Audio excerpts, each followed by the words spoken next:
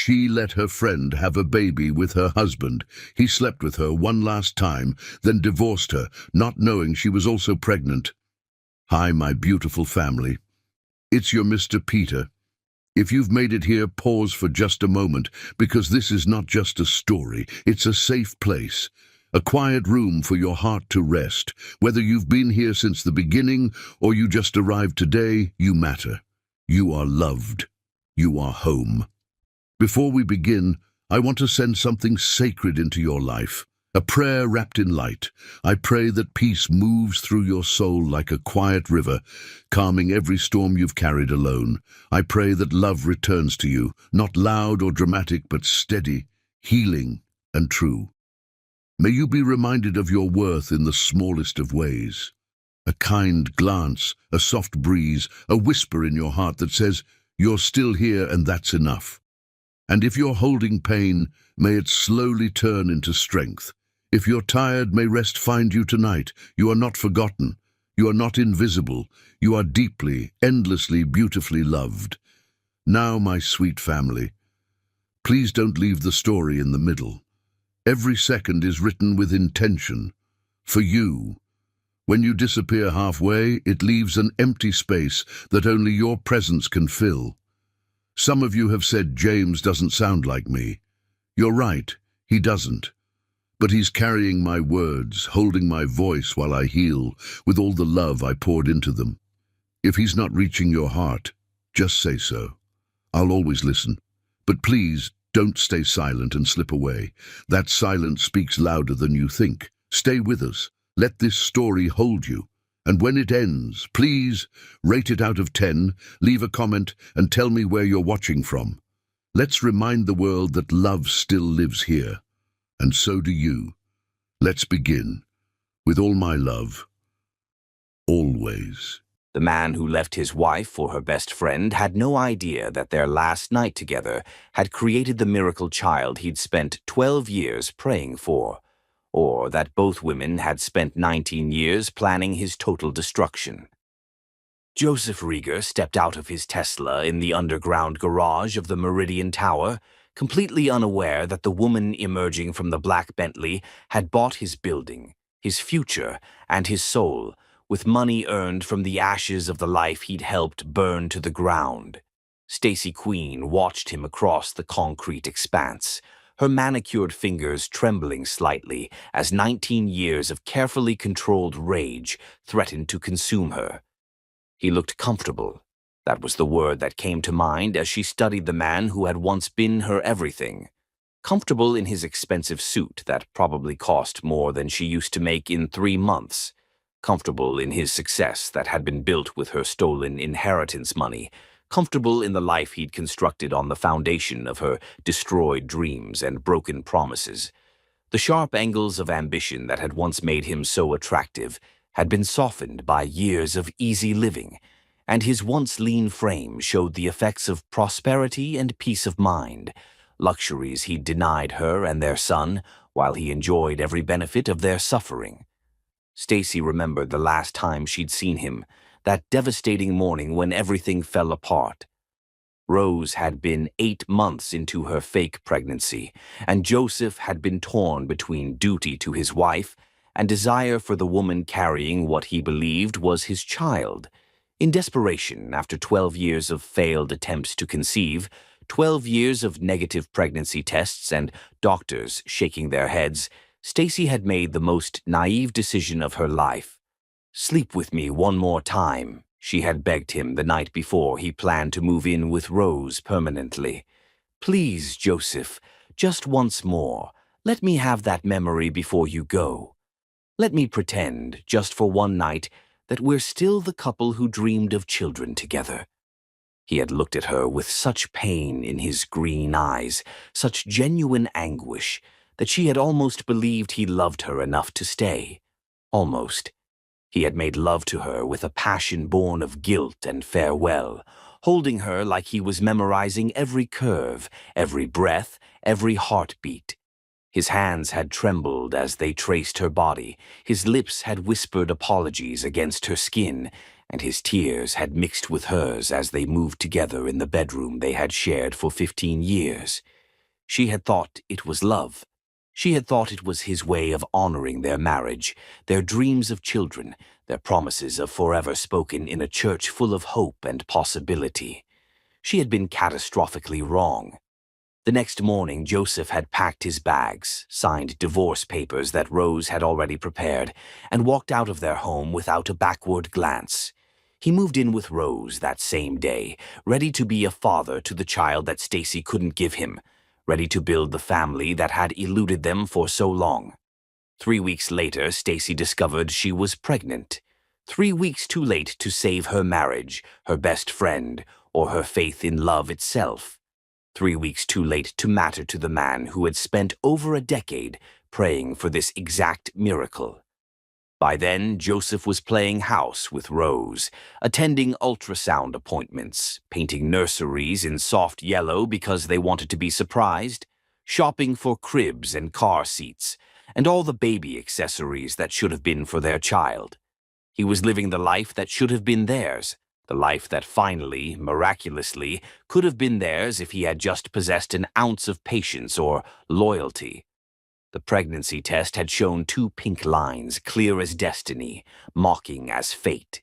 Stacy had stared at it for an hour, sitting on the bathroom floor of the empty house that still smelled like Joseph's cologne, still held echoes of his laughter, still contained the ghost of their destroyed dreams. She had called his number 17 times that day, hung up each time when Rose answered with her sweet, victorious voice. Joseph Rieger's phone. "This is Rose. Can I take a message?" Rose, who was living Stacy's life, sleeping in what should have been Stacy's bed with Stacy's husband, carrying what everyone believed was Stacy's miracle baby. Rose, who had orchestrated this entire catastrophe with the precision of a master manipulator and the cruelty of someone who had always envied everything Stacy possessed.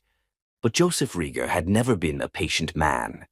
Now, at 42, Stacy Queen was a masterpiece sculpted by betrayal and forged in the fires of single motherhood.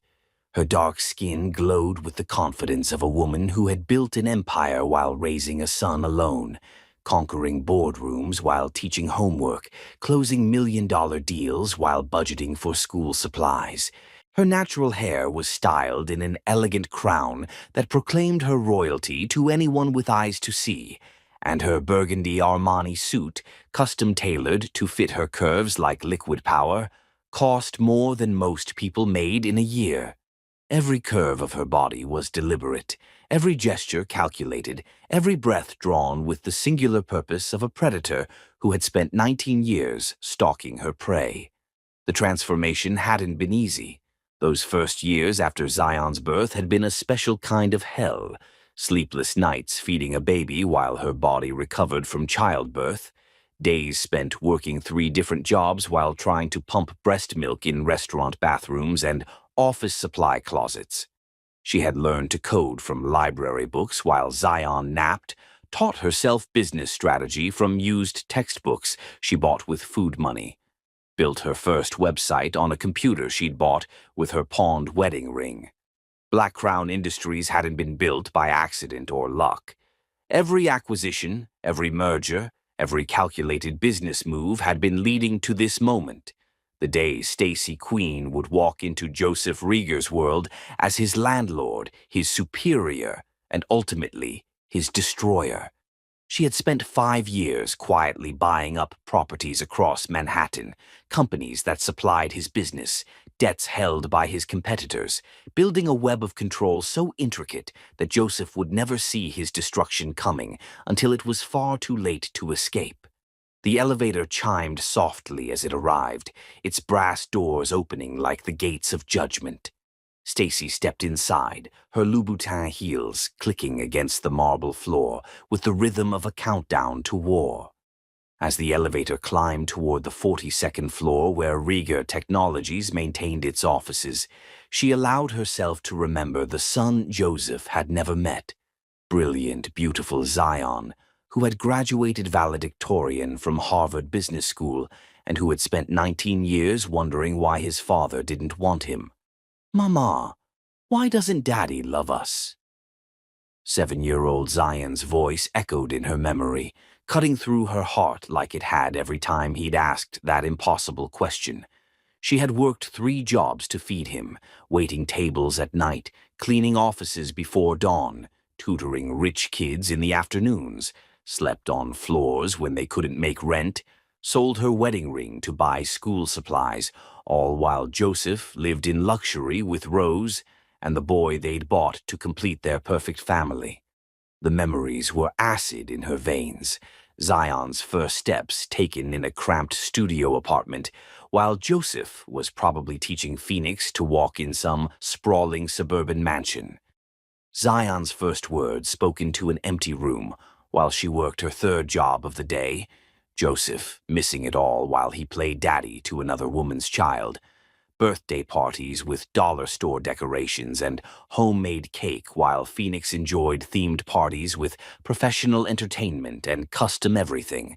But every sacrifice had been worth it to see Zion grow into the man he was today. Brilliant, driven, compassionate despite the abandonment that could have destroyed him. Harvard Business School, valedictorian, fluent in 4 languages, with a mind sharp enough to cut glass and a heart generous enough to forgive everyone except the father who had thrown him away like garbage. Because that was the ultimate betrayal. Rose had never been pregnant at all. She had faked the entire pregnancy, padded her stomach for months, forged medical records, even purchased a baby boy from a desperate teenage mother to sell the lie that had stolen Stacy's husband. Phoenix Rieger, the golden boy who had grown up with every advantage, wasn't Joseph's biological son at all. But Zion was. Zion, who had been conceived in love and born in abandonment, who carried Joseph's eyes and Joseph's stubborn chin and Joseph's brilliant mind, was the real heir to everything Joseph had built. The irony was so perfect, it took Stacy's breath away. The elevator doors opened on the 42nd floor with a soft whisper, revealing the marble and crystal lobby of Rieger Technologies. Awards and accolades lined the walls, photographs of Joseph shaking hands with politicians and celebrities, magazine covers proclaiming him a visionary and a success story. Not a single image showed the son he'd abandoned or the wife he'd destroyed to build this monument to his own selfishness. "May I help you?" The receptionist looked up from her computer, her young face bright with professional courtesy. She was blonde and beautiful in that generic way that suggested Joseph still had a type, still preferred his women uncomplicated and easily impressed. "I'm here to see Mr. Rieger," Stacy said, her voice carrying the smooth authority of someone accustomed to getting exactly what she wanted. "Tell him Stacy Queen is here to discuss his lease." The girl's fingers flew over her keyboard, confusion flickering across her features. "I'm sorry, Mrs. Queen, but I don't show any appointments scheduled." "That's because Mr. Rieger doesn't know I own his building yet." Stacy's smile was sharp as winter starlight. "Please inform him that his new landlord would like a word. I think he'll find the conversation illuminating."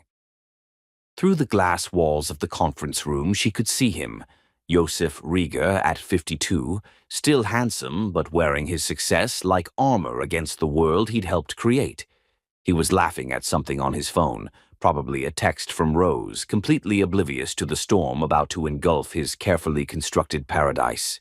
His office was a shrine to his achievements, crystal awards, framed newspaper articles, photographs with celebrities and politicians. But Stacy noticed what wasn't there. No pictures of family, no personal touches that spoke of love or connection. Just the cold monuments to a man who had chosen ambition over everything that actually mattered. The receptionist's voice carried through the intercom with crystalline clarity. "Mr. Rieger? There's a Mrs. Queen here from Black Crown Industries. She says she's your new landlord." Stacy watched with predatory satisfaction as Joseph's face shifted from amusement to confusion, to the first cold touch of genuine fear. She could see the exact moment recognition began to dawn. Not complete understanding, not yet, but the terrible suspicion that something fundamental had changed in his ordered world. She watched him stand slowly, smoothing his tie with nervous fingers, straightening his jacket, preparing to meet what he assumed would be just another business meeting, another negotiation in his endless pursuit of more wealth and power. How deliciously wrong he was. This wasn't business. This was personal. This was 19 years of rage distilled into pure, calculated vengeance. This was justice served by a woman who had learned that sometimes the only way to heal a broken heart was to break the heart that broke it first. This was the reckoning of a man who had thrown away a miracle and was about to discover that miracles had a way of returning when you least expected them, and when you least deserved them. Joseph Rieger was about to learn that the woman he had discarded, like yesterday's newspaper, had become tomorrow's headline, and the story she was about to tell would destroy everything he had built on the ashes of their love. The game was about to begin, and Joseph Rieger had no idea he was already in checkmate. More than that, he had no idea that his opponent had been planning this move since the day he walked away, and that every piece on the board was positioned for his complete and total annihilation.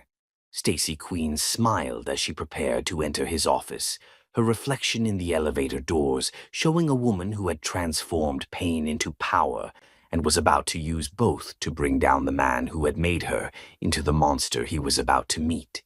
Chapter 2. The Puppet Master's First Move. Rose Jelena was making coffee for the woman whose life she had destroyed, completely unaware that her new boss was savoring every moment of the delicious irony. The Black Crown Industries executive floor hummed with quiet efficiency, not the desperate energy of companies trying to prove themselves, but the serene confidence of an empire that had already conquered everything it surveyed. Rose adjusted her silk blouse nervously as she prepared the morning reports, still amazed that she had landed such a prestigious position during the worst period of her marriage. Joseph's company had been struggling for months, hemorrhaging clients in ways that seemed almost orchestrated. When the executive assistant position at Black Crown had fallen into her lap, complete with a salary triple what she could earn anywhere else, it had felt like a gift from heaven. She should have known that gifts from heaven usually came with a price that could drag you straight to hell. "Mrs. Jelena," the voice came through the intercom, smooth as silk and sharp as a blade cutting through Rose's morning routine. "Could you bring the morning reports to my office? And please bring 2 cups of coffee. I have a feeling we'll be having an extended conversation today." Rose's hands trembled slightly as she arranged the files and poured coffee into bone china cups. There was something about Stacy Queen that unnerved her, something familiar that scratched at the edges of her memory like a half-remembered nightmare. Her new boss was beautiful in a way that seemed almost supernatural, with eyes that seemed to see through everything, including lies that Rose thought she'd buried decades ago. The mahogany door felt heavier than it should as Rose pushed it open. Stacy Queen sat behind her massive desk like a monarch holding court, her natural hair styled in an elaborate crown of curls. Everything about the office screamed power, original artwork, handcrafted furniture, technology that looked futuristic. But it was the personal touches that made Rose's skin crawl, photographs of a young man who looked disturbingly familiar, and most unsettling of all, a small framed quote that read, "The best revenge is massive success." "Thank you, Rose." Stacy's eyes didn't lift from the documents spread across her desk as Rose set down the coffee service. "How are you adjusting to your new position? I imagine it's quite different from your previous endeavors." The question seemed innocent enough, but something in Stacy's tone made Rose's blood run cold. "It's wonderful, Mrs. Queen. I'm grateful for the opportunity." "Grateful." Stacy finally looked up, and Rose felt pinned like a butterfly under those dark, knowing eyes. Such an interesting word. It implies that someone has done you a favor, doesn't it? That you've received something you didn't earn. Rose shifted uncomfortably, unsure how to respond. I hope my work has been satisfactory. Oh, your work has been more than satisfactory. In fact, it's been quite illuminating. Stacy leaned back in her chair, studying Rose with the intensity of a scientist examining a particularly interesting specimen. Tell me, how long have you been married to Joseph Rieger? The question hit Rose like a physical blow. She gripped the back of the chair in front of her, her knuckles white with tension. How did you? I make it my business to know everything about my employees, Rose. Their backgrounds, their connections, their history. Stacy's lips curved into something that might have been a smile if there had been any warmth in it, especially when that history intersects with my own interests. Rose's mouth felt dry as cotton. I don't understand what you mean. Don't you? Stacy stood gracefully, moving around the desk with the fluid motion of a predator circling wounded prey. Joseph Rieger. Rieger Technologies. A company that's been facing some rather unfortunate setbacks lately. Losing contracts, bleeding clients, struggling to maintain its former prominence. Mrs. Queen, I don't think my husband's business difficulties have anything to do with my work here. Oh, but they do. Stacy was closer now, close enough that Rose could smell her perfume, something expensive and intoxicating that seemed familiar in a way that made her stomach churn. You see, Rose, I believe very strongly that our personal choices reveal everything about our character, our integrity, our capacity for loyalty. Rose watched her boss approach, feeling like prey caught in an open field with nowhere to run. There was something predatory about the way Stacy moved, something that reminded her of, no, it couldn't be. It was impossible. Tell me about Joseph's first marriage, Stacy continued, now standing close enough that Rose could see the gold flecks in her dark eyes, could count the individual crystals in her diamond earrings, could feel the weight of her presence like gravity itself. What do you know about his first wife? I dot. Rose's voice came out as a whisper. They were divorced. It was mutual. Mutual. Stacy laughed, and the sound was like breaking crystal, beautiful and dangerous and sharp enough to cut. How civilized, how convenient. And what happened to this mysterious first wife after this mutual divorce? Rose's mind raced, trying to reconcile the impossible with the evidence of her own eyes. The voice was different, richer, more cultured. The body was different too, curves where there had been angles, strength where there had been fragility. But the eyes, God help her, the eyes were the same. I don't know, Rose whispered, the lie tasting like ash. She knew exactly where Stacy Matthews had gone. Nowhere. She had simply vanished after the divorce, leaving no trace except the bitter taste of victory in Rose's mouth. You don't know? Stacy's voice was thoughtful, almost philosophical. How curious. One would think you might have wondered, might have felt some responsibility for your friend's fate. The word friend hung in the air between them like an accusation, and Rose felt her carefully constructed world begin to tilt on its axis. Because she was looking at a ghost, and that ghost had perfect makeup, designer clothes, and owned her soul. Mrs. Queen, Rose managed, her voice barely audible, what was your maiden name? Stacy's smile was brilliant and terrible, like the sun rising over a battlefield littered with the bodies of the defeated. I think you know the answer to that question, Rose. Deep down, in that place where you keep all your guilty secrets, all your sleepless nights, all your moments of wondering if karma would ever come for you.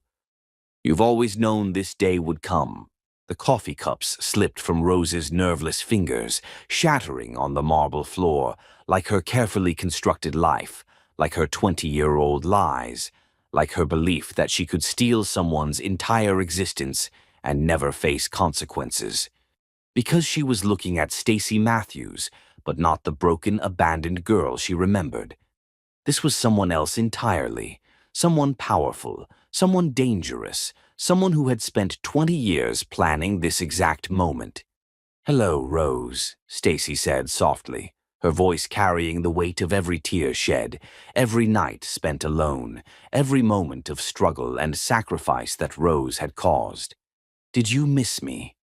Rose collapsed into the chair behind her, staring at the woman she had destroyed 20 years ago, the woman who had trusted her with her deepest fears and insecurities, the woman whose husband she had seduced and whose life she had stolen with surgical precision. Stacy Matthews, who had cried on her shoulder about her inability to conceive. Stacy Matthews, who had begged her to help save her marriage. Stacy Matthews, who had never known that her best friend was the architect of her destruction. But this wasn't that broken woman. This was something far more dangerous.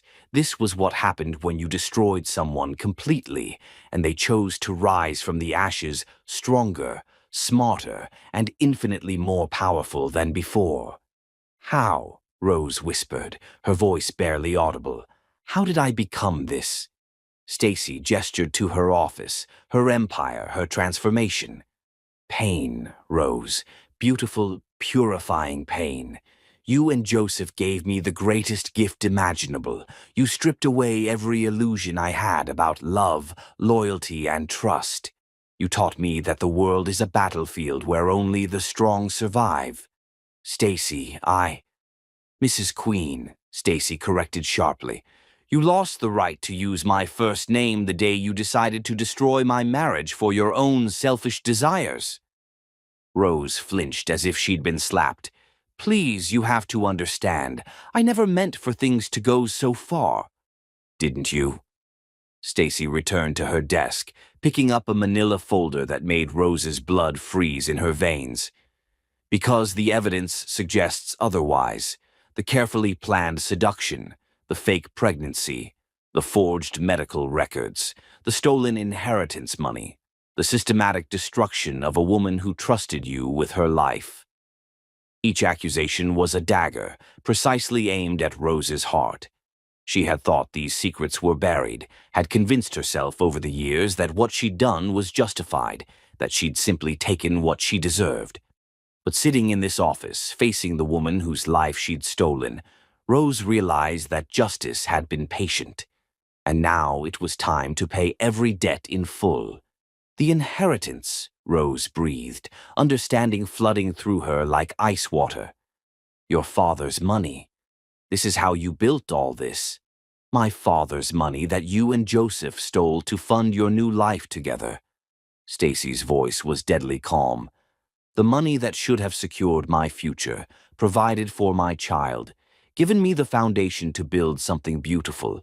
Instead, you used it to buy yourself a husband and a baby to complete the perfect lie." Rose was shaking now, 19 years of guilt and terror crashing over her like a tsunami. "How long have you known?" "About the job, about working here." "Rose, darling." Stacy's smile was predatory, beautiful, and absolutely terrifying. "I didn't hire you despite knowing who you are. I hired you because of it. You've been working for the woman whose life you destroyed for 3 months now, taking orders from your victim, building your financial dependence on the mercy of someone who has every reason to destroy you utterly." The revelation struck Rose like lightning. She thought of every morning she'd come to this office, every report she'd filed, every coffee she'd served, every moment she'd been grateful for this job that was saving her marriage and her financial security. All of it orchestrated by the woman she'd betrayed, all of it part of a revenge plot so elegant and complete that Rose had walked willingly into her own destruction. "What do you want?" Rose whispered, though she was terrified to hear the answer. Stacy leaned forward, her eyes glittering with 20 years of accumulated rage and carefully planned vengeance. Everything, Rose. I want everything you took from me, everything you built on the ashes of my dreams, everything you thought you'd gotten away with. She stood again, towering over Rose like an avenging angel. But most of all, I want you to understand what it feels like to lose everything you love, to watch your perfect life crumble, to discover that the foundation you built your happiness on was nothing but lies and stolen dreams. Rose looked up at her former friend, her former victim, her current employer, and saw no mercy in those beautiful dark eyes, only justice, pure and terrible and long overdue. "Welcome to the reckoning, Rose," Stacy said softly. "I hope you're ready to pay for what you've done. All of it, with compound interest."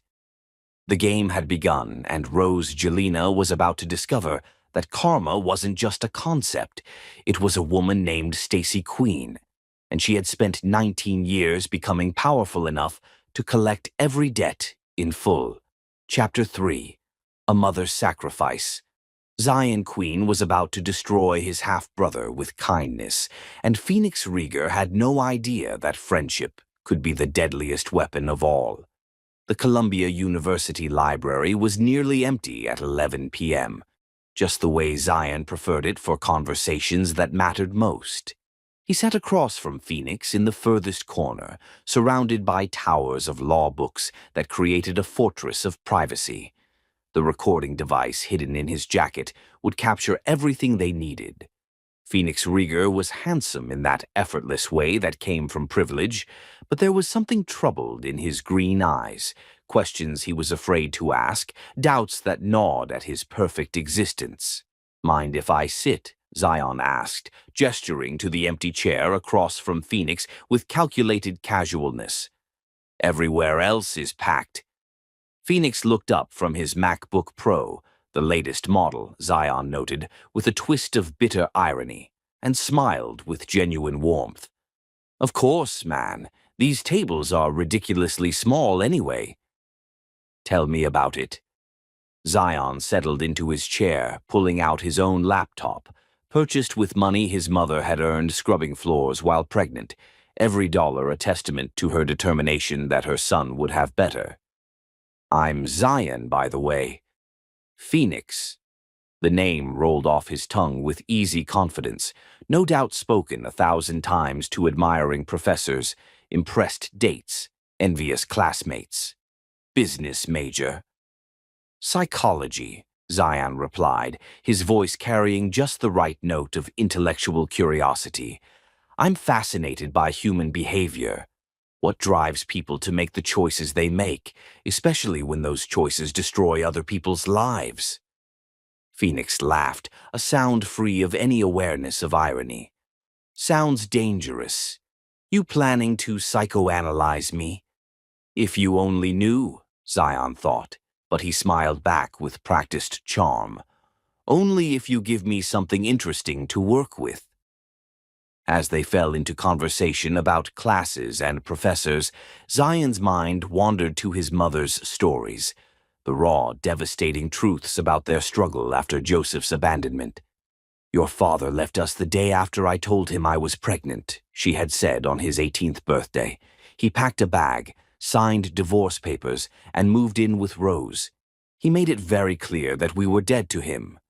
She had shown him then a box full of returned letters, all marked "Return to Sender" in Joseph's handwriting.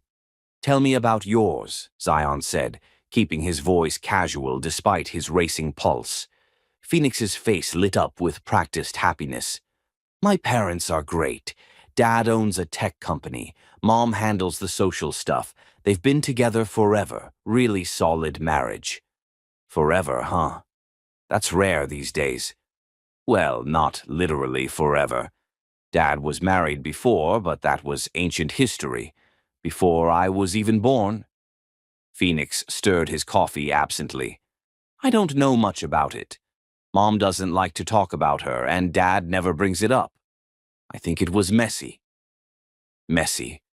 Such a sanitized word for systematic destruction. That must be weird, knowing your dad had this whole other existence. Not really. People have pasts, right? What matters is that he and Mom found each other and built something real.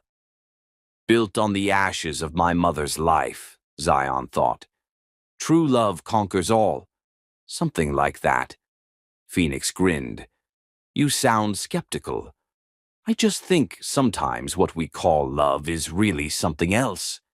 Selfishness, maybe, or the desire to take what belongs to someone else. Zion let darkness color his voice. Do you ever wonder if your parents' marriage was built on lies? The question caught Zion off guard. What do you mean? Sometimes I hear things, arguments late at night, Mom crying when she thinks no one's listening, and there are photos. Phoenix ran his hands through his hair. In Dad's office, there's this locked drawer. I found the key when I was a kid. There are pictures of another woman. Beautiful, black, looking at the camera like she owned the world. And Dad, he never looks at Mom like that. Zion's heart hammered. My mother. Maybe they're just old friends. These are intimate. Love letters, too, all tied with ribbon. They're addressed to Stacy. The name hung between them like a confession. I asked Mom about it once. About Stacy. She went completely white, told me never to mention that name again. Phoenix's voice grew desperate. But here's what really gets me. I found a birth certificate in that drawer for a baby boy born 9 months after Dad's divorce. Same last name as the woman in the photos, Matthews. The father line was blank. Zion's blood turned to ice.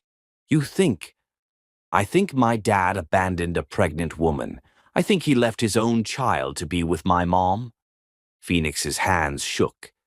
And I think that makes me complicit in something unforgivable. It makes you my brother, Zion thought. And it makes our father a monster. For a moment, Zion felt genuine sympathy for Phoenix. This boy had grown up in the shadow of a massive lie, believing in a love story that was actually a tragedy. Have you ever tried to find them? Zion asked carefully. This Stacy and her son. Phoenix laughed bitterly. Where would I even start? Besides, what would I say? Hi, I'm the son of the man who destroyed your life. I'm sure that would go over well. You have no idea how well, Zion thought. Maybe they've moved on, built better lives without him. Maybe. Phoenix stared out the window. Sometimes I fantasize about finding them, about apologizing for what my family did, about trying to make it right somehow. And what would making it right look like? I don't know. Give them everything? My trust fund, my inheritance, my place in the company. It's all built on blood money anyway. Phoenix's voice was raw with self-loathing. How do you live with knowing your whole life is built on someone else's suffering? Zion realized something unexpected. Phoenix wasn't the enemy. He was another victim of Joseph's selfishness, struggling with guilt over sins that weren't his own. Maybe the first step is learning the whole truth, all of it, no matter how ugly. You think I should confront my parents?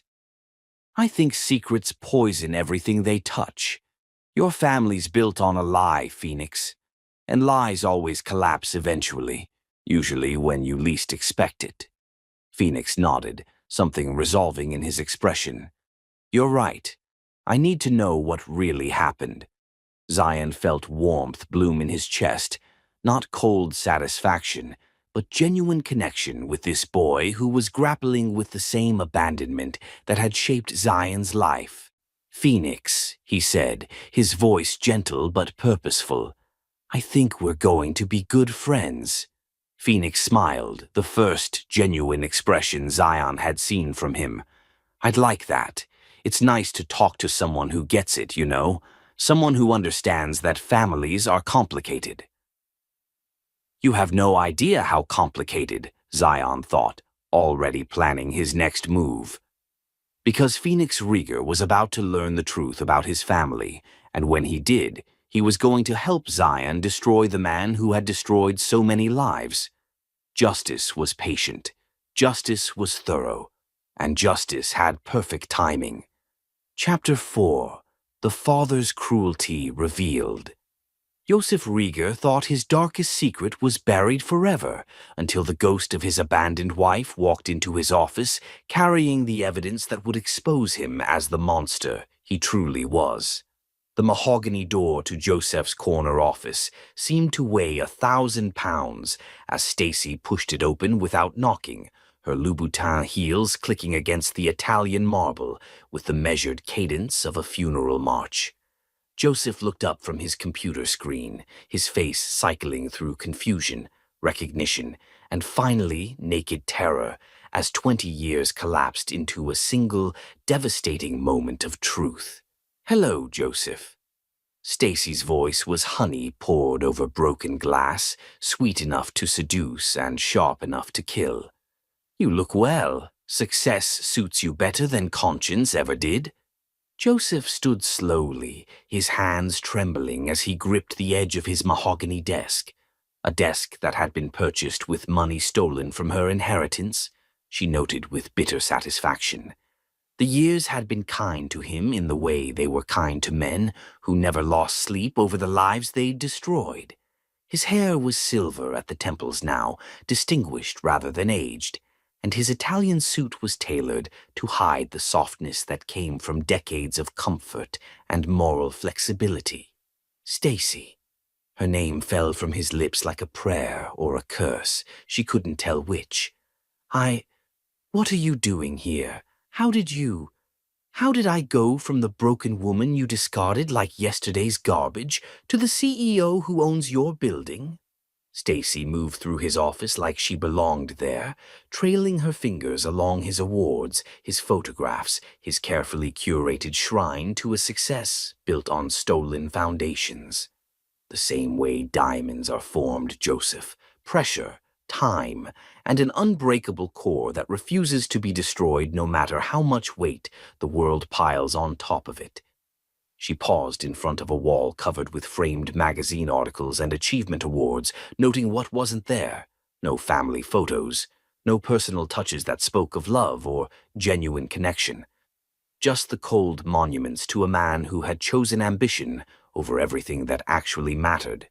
"But we're not here to discuss my remarkable transformation from victim to victor," Stacy continued, opening her Hermes briefcase with deliberate care. "We're here to discuss your empire and what it's really built on." She withdrew a manila folder thick enough to contain a man's entire destruction, and Joseph's face went white as paper. "Stacy, whatever you think you know, I know everything." Her voice cut through his protests like a blade through silk. "I know about the inheritance money you stole. I know about the forged signatures on documents that transferred my father's legacy into accounts you controlled. I know about the systematic theft that funded your rise to power." She opened the folder and withdrew the first piece of evidence, a bank transfer record that made Joseph's knees buckle. $2 million, Joseph.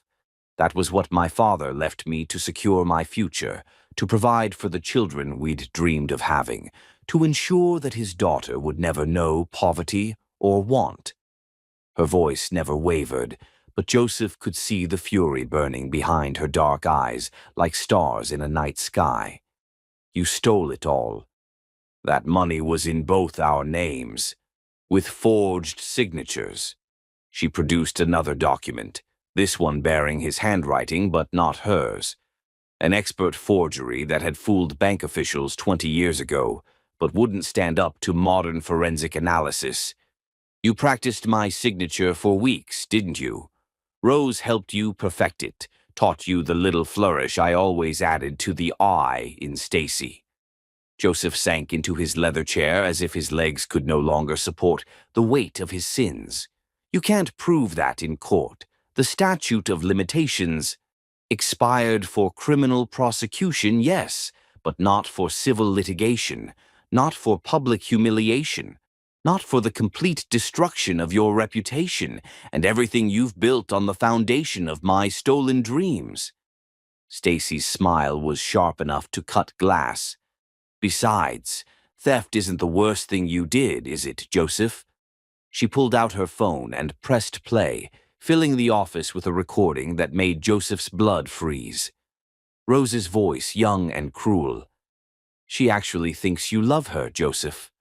Poor little Stacy, so desperate for a baby that she can't see her husband is already planning to leave her. Joseph's own voice answered, "Once she realizes she'll never give me children, she'll understand. I deserve a woman who can actually be a wife, not a broken doll playing house. What if she actually gets pregnant? Then she can handle it alone. I'm not raising a child just because she wants to play family. I deserve better than damaged goods." The recording stopped and silence filled the office like poison gas. "Damaged goods," Stacy repeated softly. "That's what you called me." "Stacy, I was angry. I was confused." "You were cruel." She withdrew another document, a birth certificate with Joseph's name clearly listed as the father. "But here's the beautiful irony, Joseph. While you were calling me damaged goods, I was carrying your son. Your brilliant, perfect, miraculous son." The revelation struck Joseph like a physical blow. He looked up at Stacy with wide, disbelieving eyes, seeing the truth written in her expression like scripture. "That's impossible. You said you couldn't." "I couldn't for 12 years, but miracles happen, Joseph, usually when we least expect them and most need them." Stacy leaned forward, her voice dropping to a whisper that carried more menace than any shout. "The night before you abandoned me, when you made love to me like you were saying goodbye, that was the night our son was conceived." Joseph was shaking now, his carefully controlled world crumbling around him like a house of cards in a hurricane. "No, that's not. You would have told me. I tried to tell you for 10 years. Stacy's laugh was like breaking crystal, beautiful and dangerous and sharp enough to draw blood. 10 years of letters you returned unopened. 10 years of phone calls Rose intercepted. 10 years of trying to reach a man who had made it clear he considered his wife and child to be nothing more than inconvenient obstacles to his happiness." She opened the folder one more time and withdrew a stack of letters bound with a faded blue ribbon. Letters that Joseph recognized with growing horror. Every birthday, every Christmas, every milestone you missed. I documented it all, Joseph. His first steps, his first words, his first day of school. All the moments you threw away because you were too selfish to wait 3 more weeks. "I want to see him." The words tumbled out of Joseph's mouth before he could stop them, desperate and broken and 20 years too late. "Please, Stacy, let me meet him. Let me try to make this right." Stacy's smile was brilliant and terrible, like the sun rising over a battlefield littered with the bodies of the defeated. "Make it right? How exactly do you propose to make up for 19 years of abandonment, Joseph? 19 years of birthdays without a father, Christmases without presents, school plays without anyone to cheer for him." Each word was a dagger, precisely aimed at Joseph's heart. He had never allowed himself to think about the child he'd left behind, had pushed away every moment of doubt, every flicker of conscience, every dream that might have featured a son who looked like him and needed him, and wondered why his daddy didn't love him enough to stay. "Tell me about him," Joseph whispered, his voice broken with a grief so profound it seemed to come from his bones. "Please. What's he like?" "He's everything you'll never be." Stacy's voice was final as a judge's gavel. "Brilliant, compassionate, strong enough to forgive everyone except the father who threw him away like garbage. He graduated valedictorian from Harvard Business School, speaks 4 languages, and has built a life so remarkable that it makes your pathetic empire look like a child's toy castle." She gathered the documents and returned them to her briefcase with practiced efficiency. "But here's the most beautiful part of this whole story, Joseph. You're going to meet him very soon. In fact, he's already met Phoenix. They're becoming quite close. Joseph's eyes widened in horror as the implications hit him like a freight train. You can't involve Phoenix in this. He's innocent. So was Zion. So was I. Stacy moved toward the door, then paused with her hand on the handle, turning to look at him one last time. But don't worry, Joseph. Phoenix is going to learn the truth about his family, and when he does, he's going to understand exactly what kind of man raised him. What kind of man abandoned his real son for a lie? What lie? Stacy's smile was predatory, beautiful, and absolutely devastating. Rose was never pregnant, Joseph. She faked the entire thing, padded her stomach, forged medical records, even bought a baby from a desperate teenager to complete the illusion. Phoenix isn't your biological son.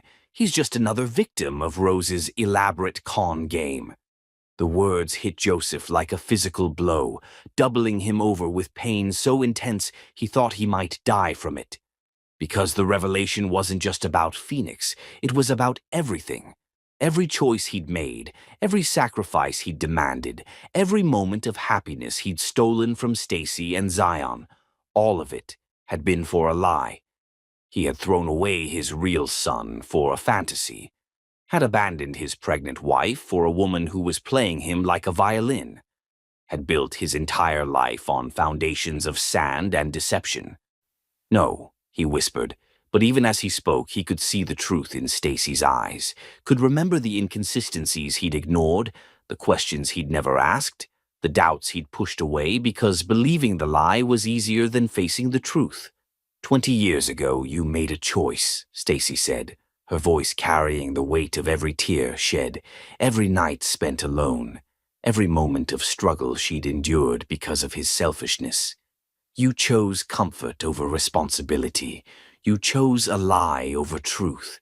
You chose to destroy the people who loved you most for the promise of an easier life. She opened the door, then looked back at him one final time. Now you get to live with the consequences, all of them. And Joseph, when this is all over, when your empire is in ruins and your reputation is destroyed, when you're sitting alone with nothing but the truth for company, I want you to remember this moment. I want you to remember that you had everything. A wife who adored you, a son who needed you, a future built on real love instead of stolen dreams. And you threw it all away for a lie. The door closed behind her with a soft click that sounded like the final nail in a coffin. Joseph sat alone in his office, surrounded by the monuments to his success, and realized that everything he'd ever achieved was built on the ruins of the greatest love he'd ever known. Somewhere in the city, his real son was alive, brilliant, and completely lost to him forever. Somewhere in his own home, his marriage was built on deceptions so profound that the truth would destroy it utterly. And somewhere in the shadows, Stacy Queen was orchestrating a revenge so perfect, so complete, that it would leave him with nothing but the bitter knowledge of what he'd thrown away. The reckoning had begun, and Joseph Rieger was finally going to pay for every choice he'd made, every life he'd destroyed, every heart he'd broken in pursuit of a dream that had never been real. Justice was no longer patient. Justice had arrived, and it wore the face of the woman he'd loved and destroyed, and it was going to take everything he'd ever valued and leave him with nothing but the truth he'd spent 20 years running from. Chapter 5. Broken Promises, Broken Hearts. Phoenix Rieger was about to discover that his entire life was built on the bones of his brother's stolen childhood, and that the truth would set them both free to destroy the man who had failed them both. The Georgetown Law Library's rare book section was tomb quiet at midnight, exactly as Zion had planned when he'd suggested this location for their second meeting. Phoenix sat hunched over a table covered with documents that Zion had spread before him like tarot cards revealing a terrible destiny. Birth certificates, adoption papers, financial records, all the evidence needed to prove that Phoenix Rieger's entire existence was built on lies so elaborate the truth seemed impossible to believe. "This can't be real," Phoenix whispered, his hands shaking as he held his real birth certificate, not the forgery his parents had shown him, but the authentic document that listed his birth mother as Michelle Torres, age 16, of Atlantic City, New Jersey. My mother, my real mother. She was just a kid. Your adoptive mother, Zion corrected gently. Rose bought you from a teenage girl who couldn't afford to keep her baby. Paid her $50,000, money stolen from my mother's inheritance. Phoenix's face was white as bone. But why create such an elaborate lie? Because your father needed a reason to leave his pregnant wife. Rose gave him one by pretending to carry his child. Zion's voice was surgical in its precision. What Joseph didn't know, what I didn't know until years later, was that Rose was never pregnant at all. The silence stretched between them, heavy with shared recognition of abandonment. Phoenix stared at Zion, noting the similarities they shared, the same green eyes, the same stubborn jawline, the same hands. "How long have you known?" Phoenix finally asked. "About you specifically? 3 months. About Joseph being my father. My whole life. My mother never lied to me about who he was." Phoenix buried his face in his hands. "This explains everything. The distance, the guilt, the way Dad always seemed like he was apologizing for something. She knows. Deep down she knows what they did was unforgivable." Zion studied his brother's face. "The question is, what are you going to do with this knowledge?" "Phoenix, you need to understand something first. None of this is your fault. You were an infant. But I benefited from it." Phoenix's voice was raw with guilt. "I lived in luxury while you and your mother. Jesus, what was it like, growing up without him?" The question Zion had been dreading, because the answer would hurt them both. "We were poor," Zion said simply, "not just financially. We were poor in all the ways that matter when you're a child trying to understand why your family is incomplete." He showed Phoenix a photograph, 5-year-old Zion sitting alone at a birthday party with a homemade cake. "My mother worked 3 jobs while I was little. I spent most of my childhood with babysitters she couldn't afford, eating generic cereal for dinner, wearing clothes from Goodwill." He swiped to another photo, 8-year-old Zion in a school play, scanning the audience for a father who would never come. "But there were good times, too. My mother is the strongest person I've ever known. She taught me that love isn't about what people give you. It's about what they sacrifice for you." Phoenix wiped his eyes. "She sounds incredible." "She is. And she did it all alone because the man who should have been there chose comfort over responsibility. While I was taking piano lessons and going to prep school and complaining when my trust fund payments were late." Phoenix's voice was thick with shame. "While I was living in that house that should have been yours, with the father who should have been raising both of us." "You couldn't have known," Zion said quietly. "You were a child too, Phoenix. Rose raised you, loved you as her own son, gave you everything she could. That love was real, even if its foundation was built on someone else's suffering." Phoenix looked at him with something approaching awe. "How are you not furious with me? How can you sit here and comfort me when I lived the life that was stolen from you? Because you're not Joseph Rieger." Zion's voice was firm, carrying a certainty that surprised them both. "You're not responsible for his choices, his betrayals, his cowardice. And because—" He paused, feeling emotion thick in his throat. "Because I always wondered what it would be like to have a brother, even if I got you in the worst possible way." Phoenix reached across the table and grabbed Zion's hand, his grip desperate with the need for connection, for family, for something real in a world that had suddenly revealed itself to be built on lies. "I want to make this right. I want to give you everything, my trust fund, my inheritance, my place in Dad's company. It should all be yours anyway." "I don't want your money, Phoenix." "Then what do you want?" Zion studied his brother's face, earnest, guilty, desperate to atone for sins that weren't his own, but that he'd inherited nonetheless. I want justice. I want our father to face what he's done, to understand the full scope of the lives he destroyed for his own selfish happiness. I want the world to know what kind of man abandons his pregnant wife for a lie. You want revenge. I want truth. Zion's voice was steady as stone, carrying the weight of 19 years of questions and abandonment. And if the truth destroys him, then that's exactly what he deserves. Phoenix was quiet for a long moment, processing everything he'd learned, everything he'd lost, everything he'd never really had. When he spoke again, his voice was stronger, more resolved than Zion had heard it all evening. What do you need me to do? You'd help me, even though it means destroying the only father you've ever known.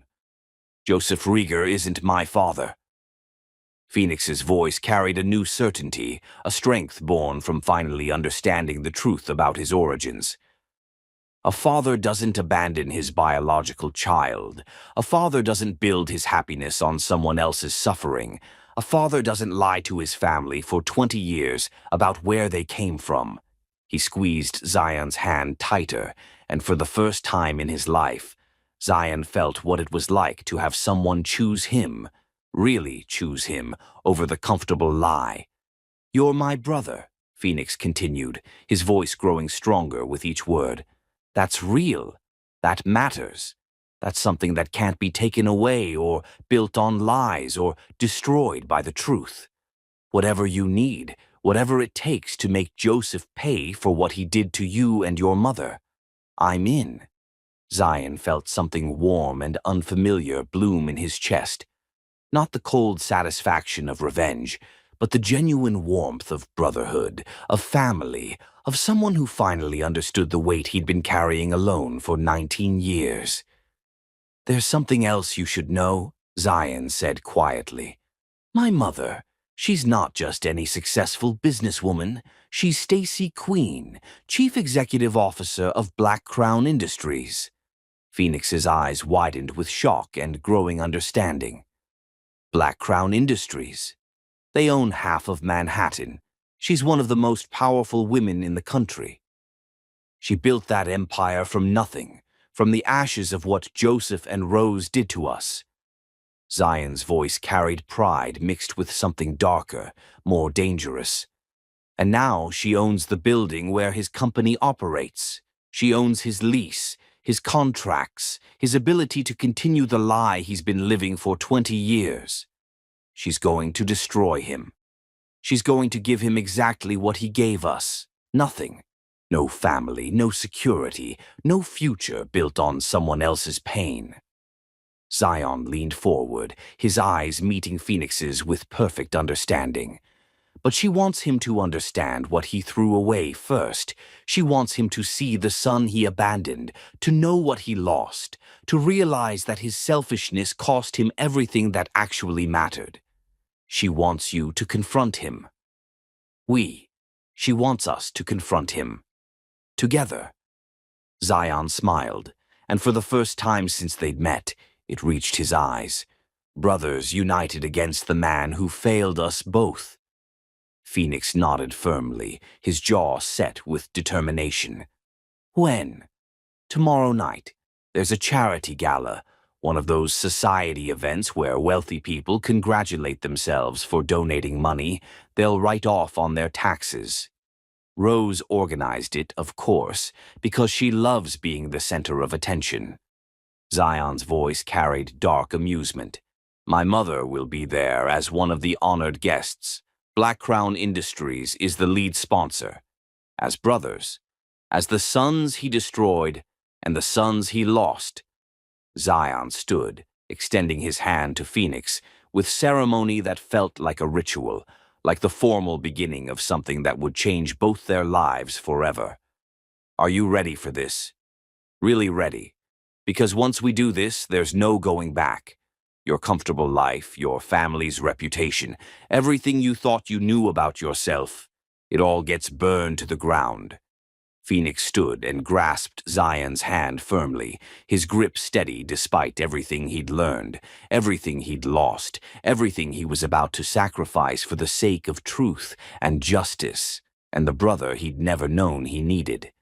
"My comfortable life was built on your suffering," Phoenix said, his voice carrying a strength that came from finally choosing the right side of an old war. "My family's reputation is built on lies and stolen dreams. Everything I thought I knew about myself was a fantasy created by people who cared more about their own happiness than the lives they destroyed to get it." His grip tightened, and Zion saw in his green eyes, their father's eyes, a determination that matched his own. "Burn it all down," Phoenix said firmly. "I want to build something real on the ashes, something honest, something that honors the brother I should have grown up with and the mother who sacrificed everything to raise him alone." Zion felt emotion tighten his throat as he looked at this boy, this young man, who could have chosen denial, could have protected his comfortable existence, could have turned away from the ugly truth about his origins. Instead, he had chosen justice. He had chosen family.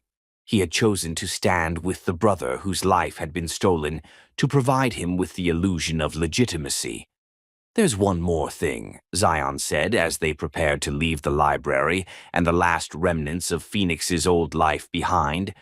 "Tomorrow night, when we face him together, when we tell him exactly who we are and what he threw away, it's going to destroy him completely. Are you prepared to watch your father break?" Phoenix considered the question seriously, and when he answered, his voice carried the weight of someone who had finally learned the difference between a father and a man who simply shared his DNA. Joseph Rieger broke the day he abandoned his pregnant wife for a woman who was lying to him about carrying his child, Phoenix said quietly. "Tomorrow night, the world will just finally see what we've always known, that some people aren't capable of real love, only of taking what they want and leaving destruction in their wake."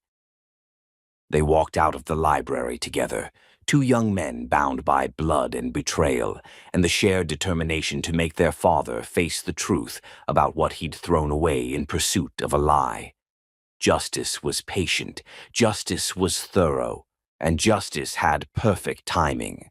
Tomorrow night, Joseph Rieger would meet both his sons for the first time and discover that the price of his selfishness was everything he'd ever valued.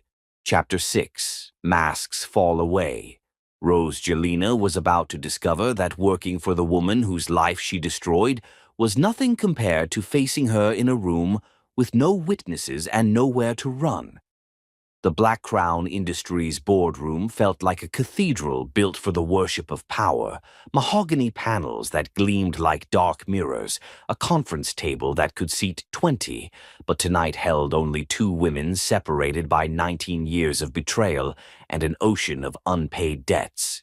Rose sat at one end, trembling hands folded in her lap like a penitent awaiting judgment, while Stacy Queen stood at the floor-to-ceiling windows overlooking Manhattan, her silhouette backlit by the city lights like an avenging angel casting shadows over the damned. "Do you know what I've been thinking about all day, Rose?"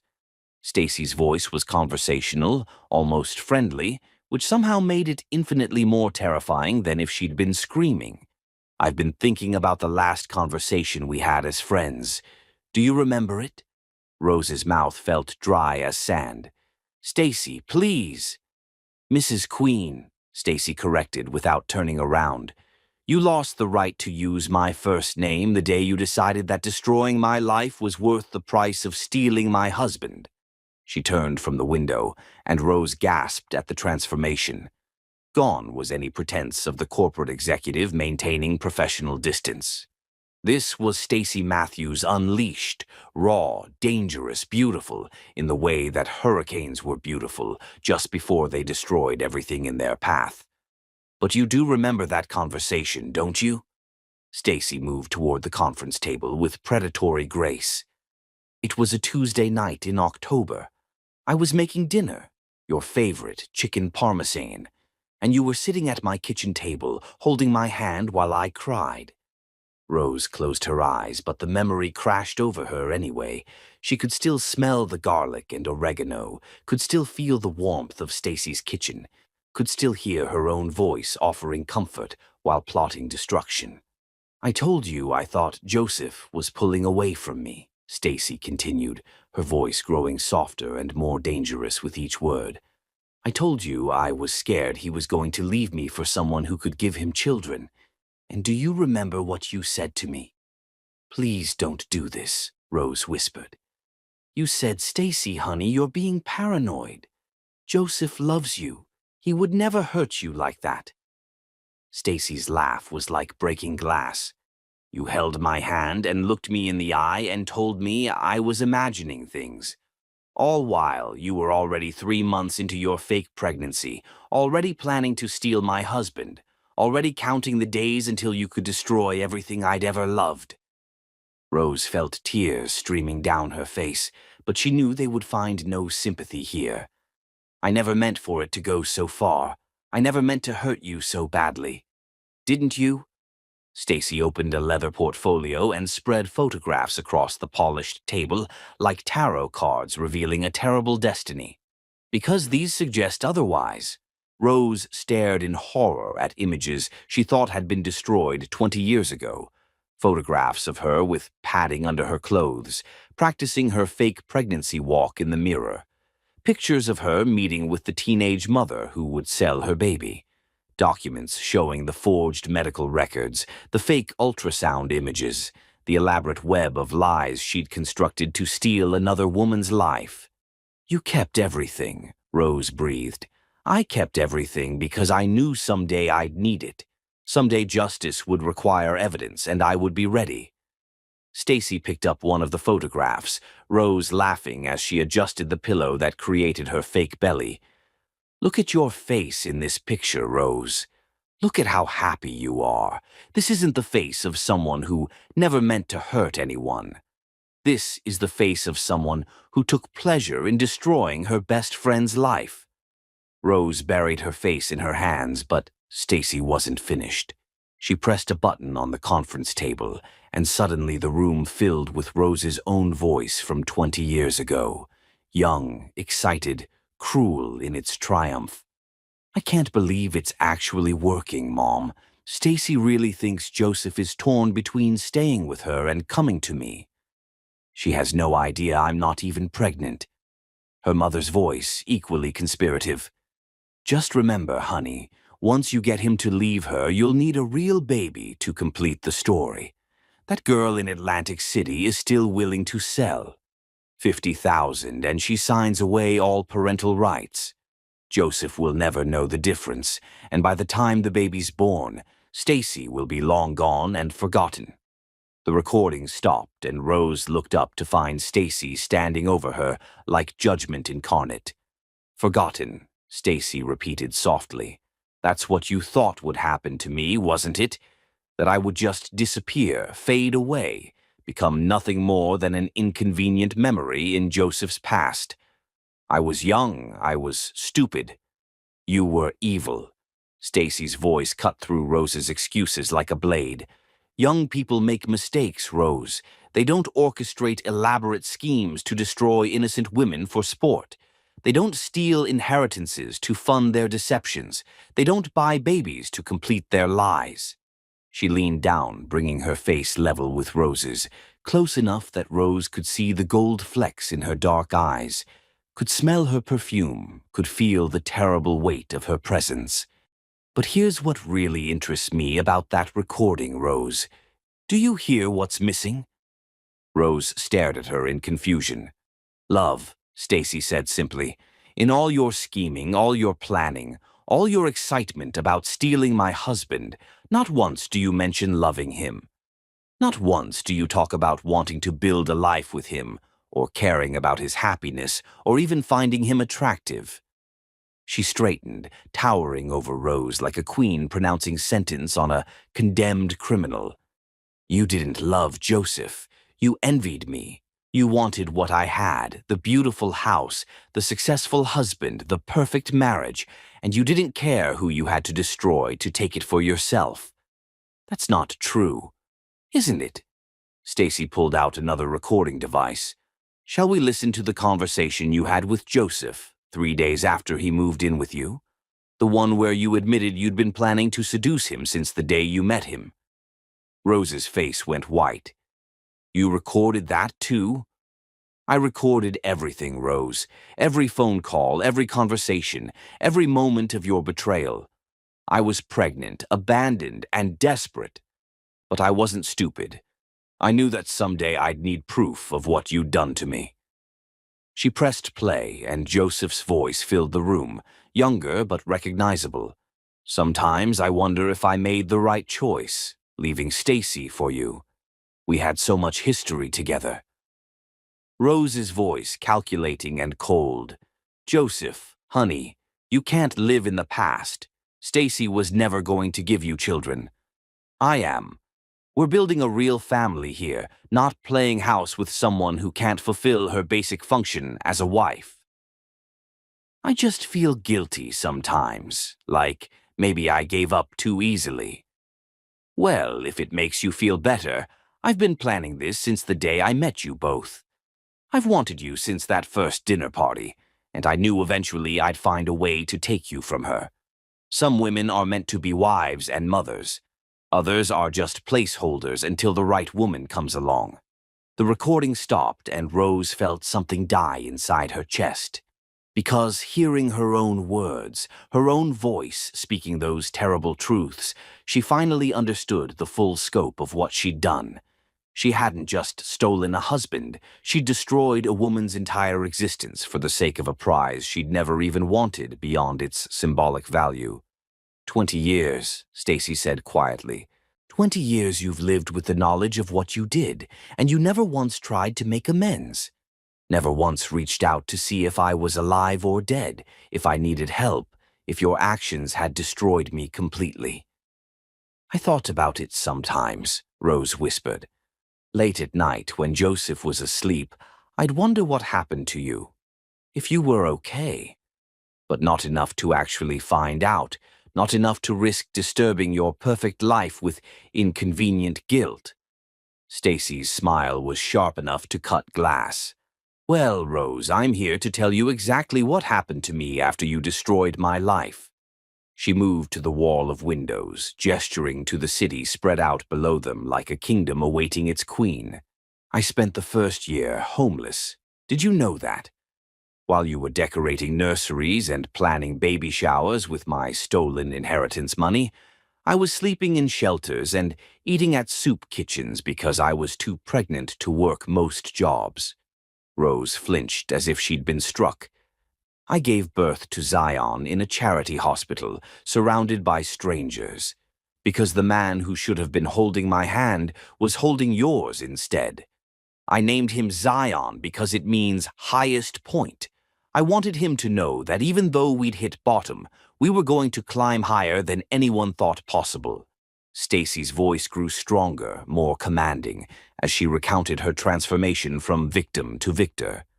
I worked 3 jobs while he was a baby, cleaned offices at 4 a.m., tutored rich kids in the afternoons, waited tables until midnight.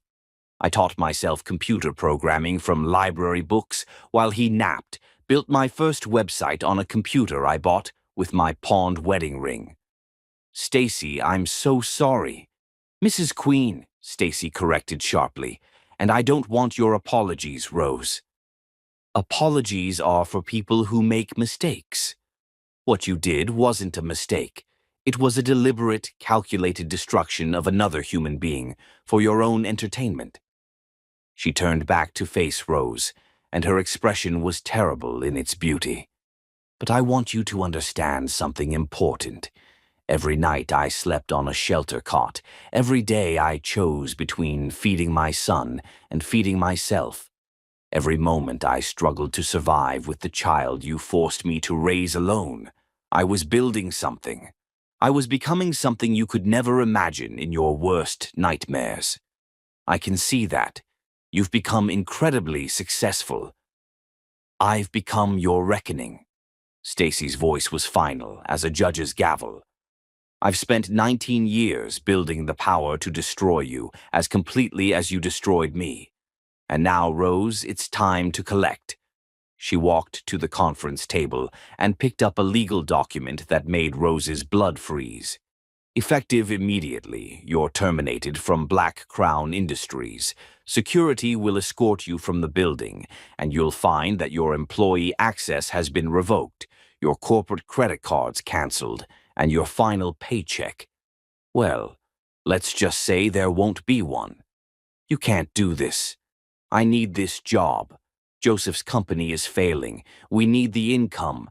Joseph's company is failing because I'm destroying it, Stacy said calmly. Every lost contract, every canceled deal, every client who's mysteriously decided to take their business elsewhere. That's me, Rose. That's 20 years of patient planning coming to fruition. She picked up another document, this one bearing the seal of the federal prosecutor's office. And this is a warrant for your arrest on charges of fraud, theft, conspiracy, and forgery. It seems that statute of limitations doesn't apply when new evidence comes to light. Evidence like recorded confessions and detailed documentation of your crimes. Rose stared at the warrant in horror. You're having me arrested. I'm having you held accountable. Finally. Stacy's smile was beautiful and terrible. You see, Rose, when you destroy someone's life, you don't get to just walk away and live happily ever after. Eventually, justice comes calling, and justice has been very, very patient. The boardroom doors opened and 2 federal agents entered, their faces professionally neutral as they approached Rose's chair. Rose Jelena, the first agent said, you're under arrest for conspiracy to commit fraud, theft of federal funds, and forgery of legal documents. You have the right to remain silent. As the Miranda rights echoed through the room, Rose looked up at Stacy with desperate, pleading eyes. Please, I know I hurt you, but Phoenix, he's innocent in all this. He doesn't deserve to suffer for what I did. You're right, Stacy said softly. Phoenix is innocent. He's a victim of your lies, just like Zion was a victim of your betrayal. That's why I'm going to make sure he learns the truth about who he really is and where he came from. Rose's face went white with terror. You wouldn't. I already have. Stacy's voice carried infinite satisfaction. He's with my son right now, learning about his real origins, discovering that his entire life has been built on stolen dreams and purchased babies. And do you know what he said when he found out? Rose could only stare in horror. He said he wanted to help destroy the people who had built their happiness on someone else's suffering. He chose justice over comfort, truth over lies, his real family over the fantasy you created for him. As the agents led Rose toward the door in handcuffs, Stacy called after her. Oh, and Rose?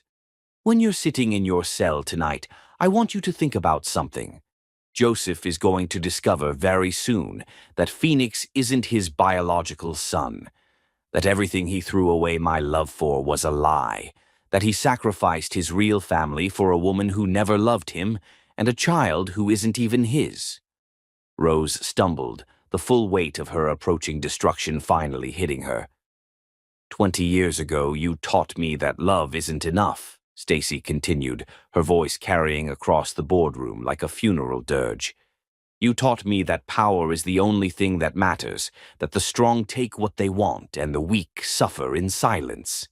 She smiled, and Rose saw her own death reflected in those dark eyes.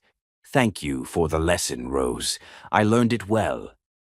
The doors closed behind the federal agents, leaving Stacy alone in her boardroom, surrounded by the evidence of her enemy's destruction and the sweet silence of justice finally served.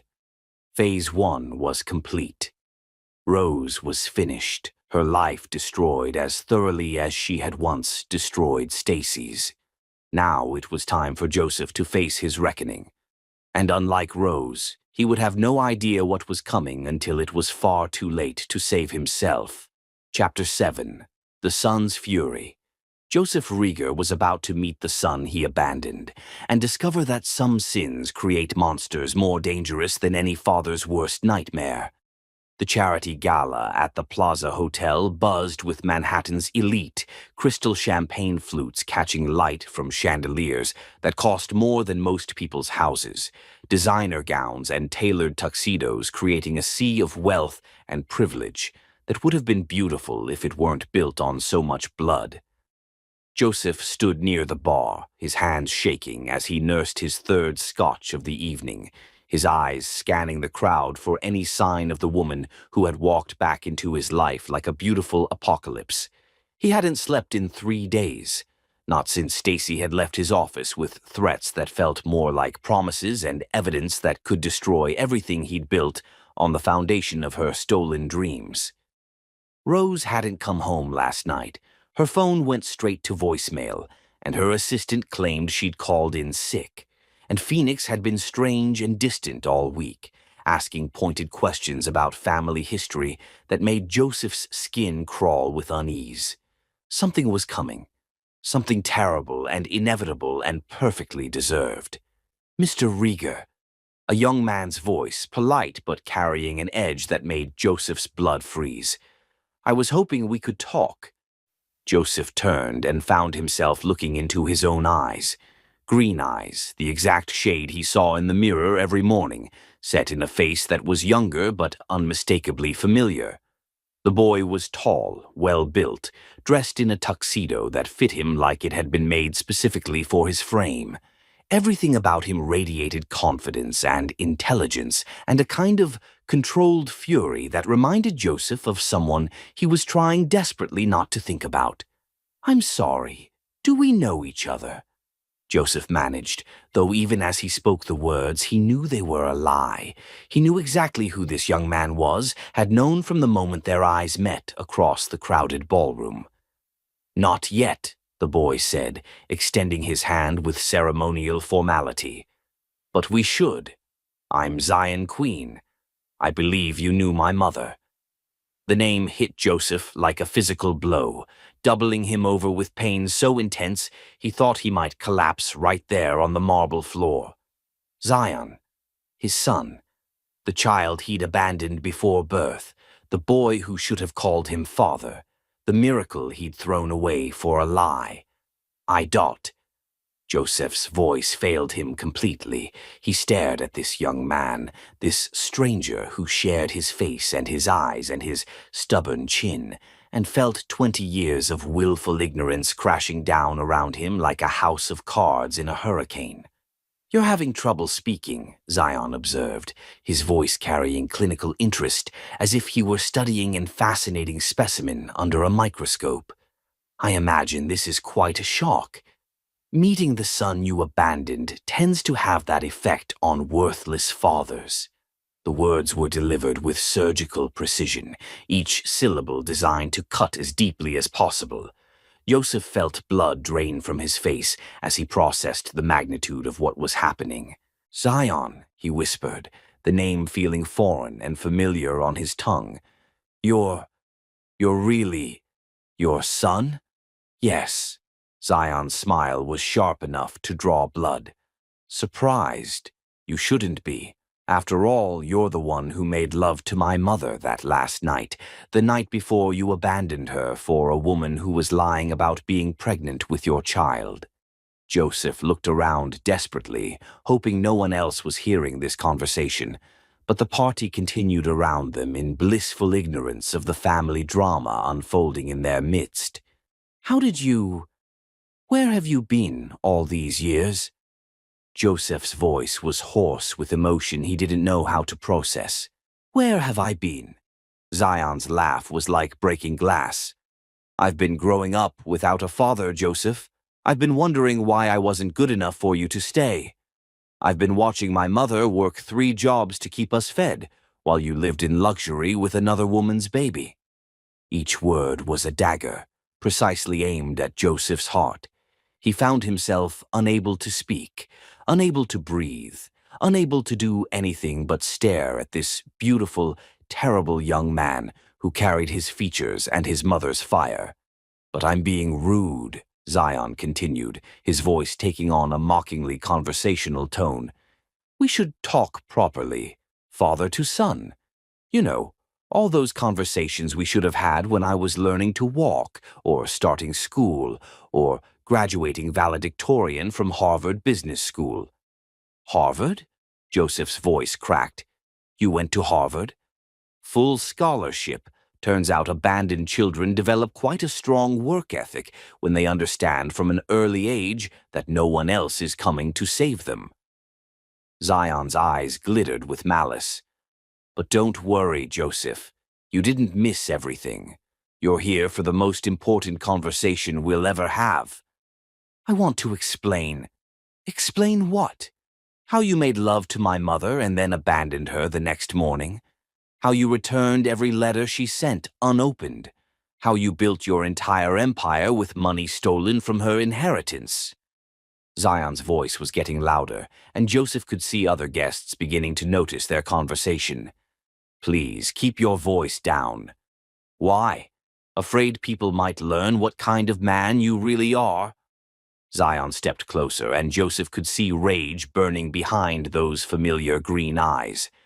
Afraid they might discover that Joseph Rieger, pillar of the community, abandoned his pregnant wife for a woman who was lying about carrying his child. Joseph felt his world tilting on its axis. "How do you know about Rose's pregnancy?" "Because unlike you, I'm not an idiot." Zion's smile was predatory. "Rose was never pregnant, Joseph. She faked the whole thing, bought a baby to complete her lie. Everything you threw away my mother for was a fantasy." The revelation hit Joseph like lightning. He staggered backward, gripping the bar for support, as the full scope of his betrayal crashed over him. "That's impossible. Phoenix is adopted, purchased from a 16-year-old girl in Atlantic City with money stolen from my mother's inheritance." Zion's voice carried infinite satisfaction at Joseph's destruction. "You abandoned your real son for a lie, Joseph. You chose a fake family over your actual blood." Joseph felt something break inside his chest. All these years, all this guilt, all the moments he'd pushed away thoughts of the wife he'd left behind, and it had all been for nothing. Worse than nothing. It had been for an elaborate deception that had cost him everything that actually mattered. "I didn't know," he whispered. "I swear to you, I didn't know about any of this."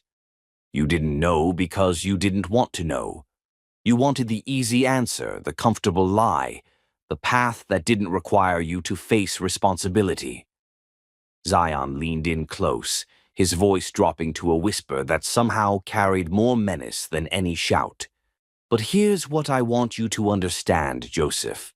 While you were playing father to another woman's child, your real son was learning what it meant to be abandoned." He pulled out his phone and showed Joseph a photograph that made his knees buckle.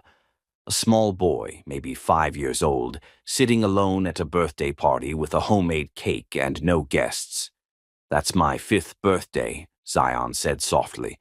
"Mom worked 3 jobs that day, but she still came home at midnight to sing Happy Birthday and give me a present she'd bought at Goodwill. Do you know what I wished for when I blew out those candles?" Joseph couldn't speak. "I wished my daddy would come home. I wished you would love me enough to want me." Zion's voice was steady, but Joseph could see the pain of a lifetime in those green eyes. "I made that same wish every year until I was 12, when I finally understood that you weren't coming because you didn't want to come." "I'm sorry," Joseph whispered, the words feeling pathetically inadequate. "I'm so sorry, Zion. If I had known, you would have what? Left Rose and come back to us. Built the family we should have been." Zion's laugh was bitter. "Or would you have found another excuse, another reason why your comfort mattered more than your son's need for a father?" Before Joseph could answer, another young man approached, tall, handsome, with the same green eyes that Joseph and Zion shared. Phoenix moved to stand beside Zion, and Joseph felt his heart stop as he realized what he was seeing. "Hello, Dad," Phoenix said quietly.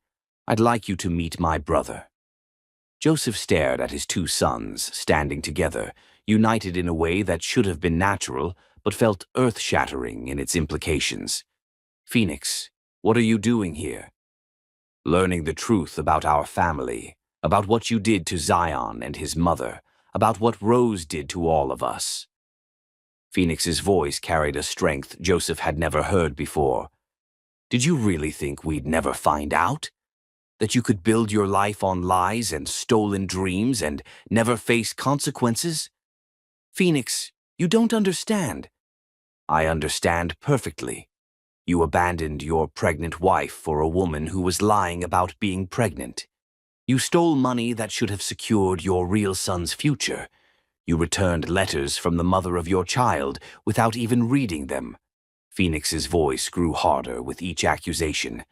"I understand that everything I've ever believed about our family was a lie." Joseph looked between his two sons, one raised in luxury on stolen foundations, one forged in poverty by abandonment, and saw his own condemnation reflected in both their faces. "I can change," he said desperately. "I can try to make this right. I can be the father I should have been." 20 years too late," Zion said coldly. "The time for being a father was when I needed one, when I was learning to walk and you weren't there to catch me, when I started school and had to lie about why I didn't have a dad, when I graduated as valedictorian and the only person cheering for me was the woman you abandoned." "Zion, please." "My mother built an empire from the ashes of what you did to us," Zion continued, his voice growing stronger. "She's Stacy Queen now, and she owns everything you think you've built. Your building, your contracts, your future. It all belongs to the woman whose life you destroyed." Joseph felt the last of his strength leave him. "She's going to destroy me." "No," Zion said softly. "We are, because this isn't just about her anymore. This is about two sons who finally found each other, despite their father's best efforts to keep them apart." He gestured to Phoenix, who stepped forward with grim determination. "I'm giving up my inheritance," Phoenix said. "My trust fund, my place in your company, everything you think you're leaving me. It's all going to Zion, to the son who actually earned your love and never received it." "You can't do that." "I already have. The lawyers are filing the papers tomorrow." Phoenix's voice was final. "Everything you stole from Zion's mother will go back to her son, where it belonged all along." Joseph looked at both his sons, the one he'd raised and the one he'd abandoned, and saw that he had lost them both. Phoenix through his own choice, Zion through his own failures. "What do you want from me?" he whispered. "Nothing," Zion said simply. "You gave up the right to be our father when you chose comfort over responsibility. We don't want your money, your apologies, or your attempts to make amends. We want you to understand that some choices can't be undone, some betrayals can't be forgiven." He stepped closer, and Joseph could see his own features reflected in this young man's face. The son who should have called him father, the child who should have grown up knowing he was loved. "We want you to live with the knowledge of what you threw away," Zion said quietly. "Every day for the rest of your life, we want you to remember that you had everything: a wife who adored you, a son who needed you, a future built on real love instead of stolen dreams. And you chose to destroy it all for a lie." The two young men turned to leave together, brothers united by their father's failures, and Joseph realized that this was his punishment. Not death, not destruction, but the knowledge that he had possessed a miracle and thrown it away for nothing. "Zion," he called after them, his voice breaking. Will I ever see you again?" Zion paused, looking back at the man who had given him life but never love. "Look in the mirror, Joseph," he said softly. "You'll see me every day. You'll see what you threw away, what you could have had, what you chose to destroy, and maybe, if you're capable of it, you'll finally understand what real loss feels like. They walked away together, leaving Joseph alone in a room full of people who had no idea they'd just witnessed a man lose everything that had ever mattered to him. The reckoning had begun, and Joseph Rieger finally understood that some sins create consequences that last forever. Chapter 8. The Empire Crumbles. Joseph Rieger woke up to discover that his entire world had collapsed overnight, and the woman he had destroyed 19 years ago was holding the sledgehammer. The phone was ringing when Joseph stumbled into his office at 6 a.m., his hands shaking from too much alcohol and too little sleep.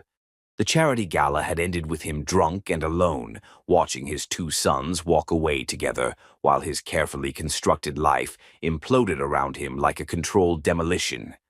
"Mr. Rieger." His assistant's voice was tight with panic. "Sir, we have a problem. Multiple problems, actually." Joseph sank into his leather chair, noting absently that it felt different somehow, smaller, less substantial, as if even his furniture understood that he was no longer the man who had purchased it. What kind of problems? The Meridian contract was cancelled this morning. The client cited moral concerns about our business practices, and the Singapore deal fell through.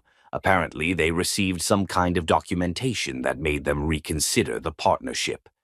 Each word was a nail in the coffin of Joseph's empire.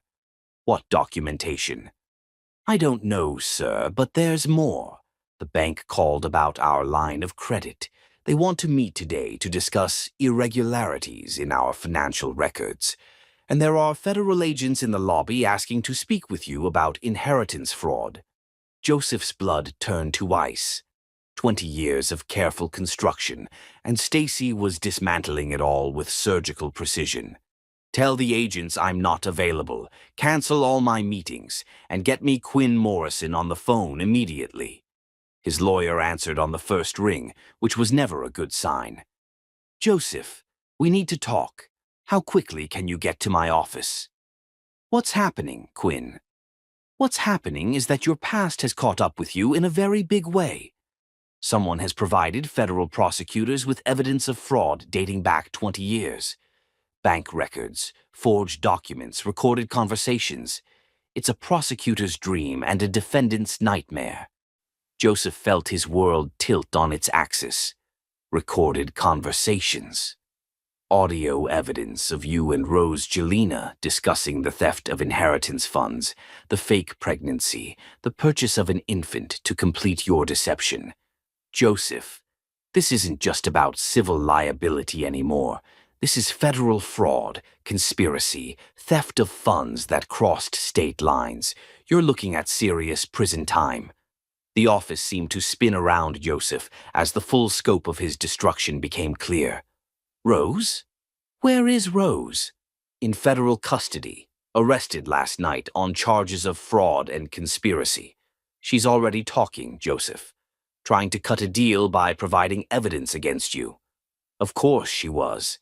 Rose had always been a survivor, always willing to sacrifice anyone to save herself. Just like she'd sacrificed Stacy 20 years ago. "The agents want to speak with you today.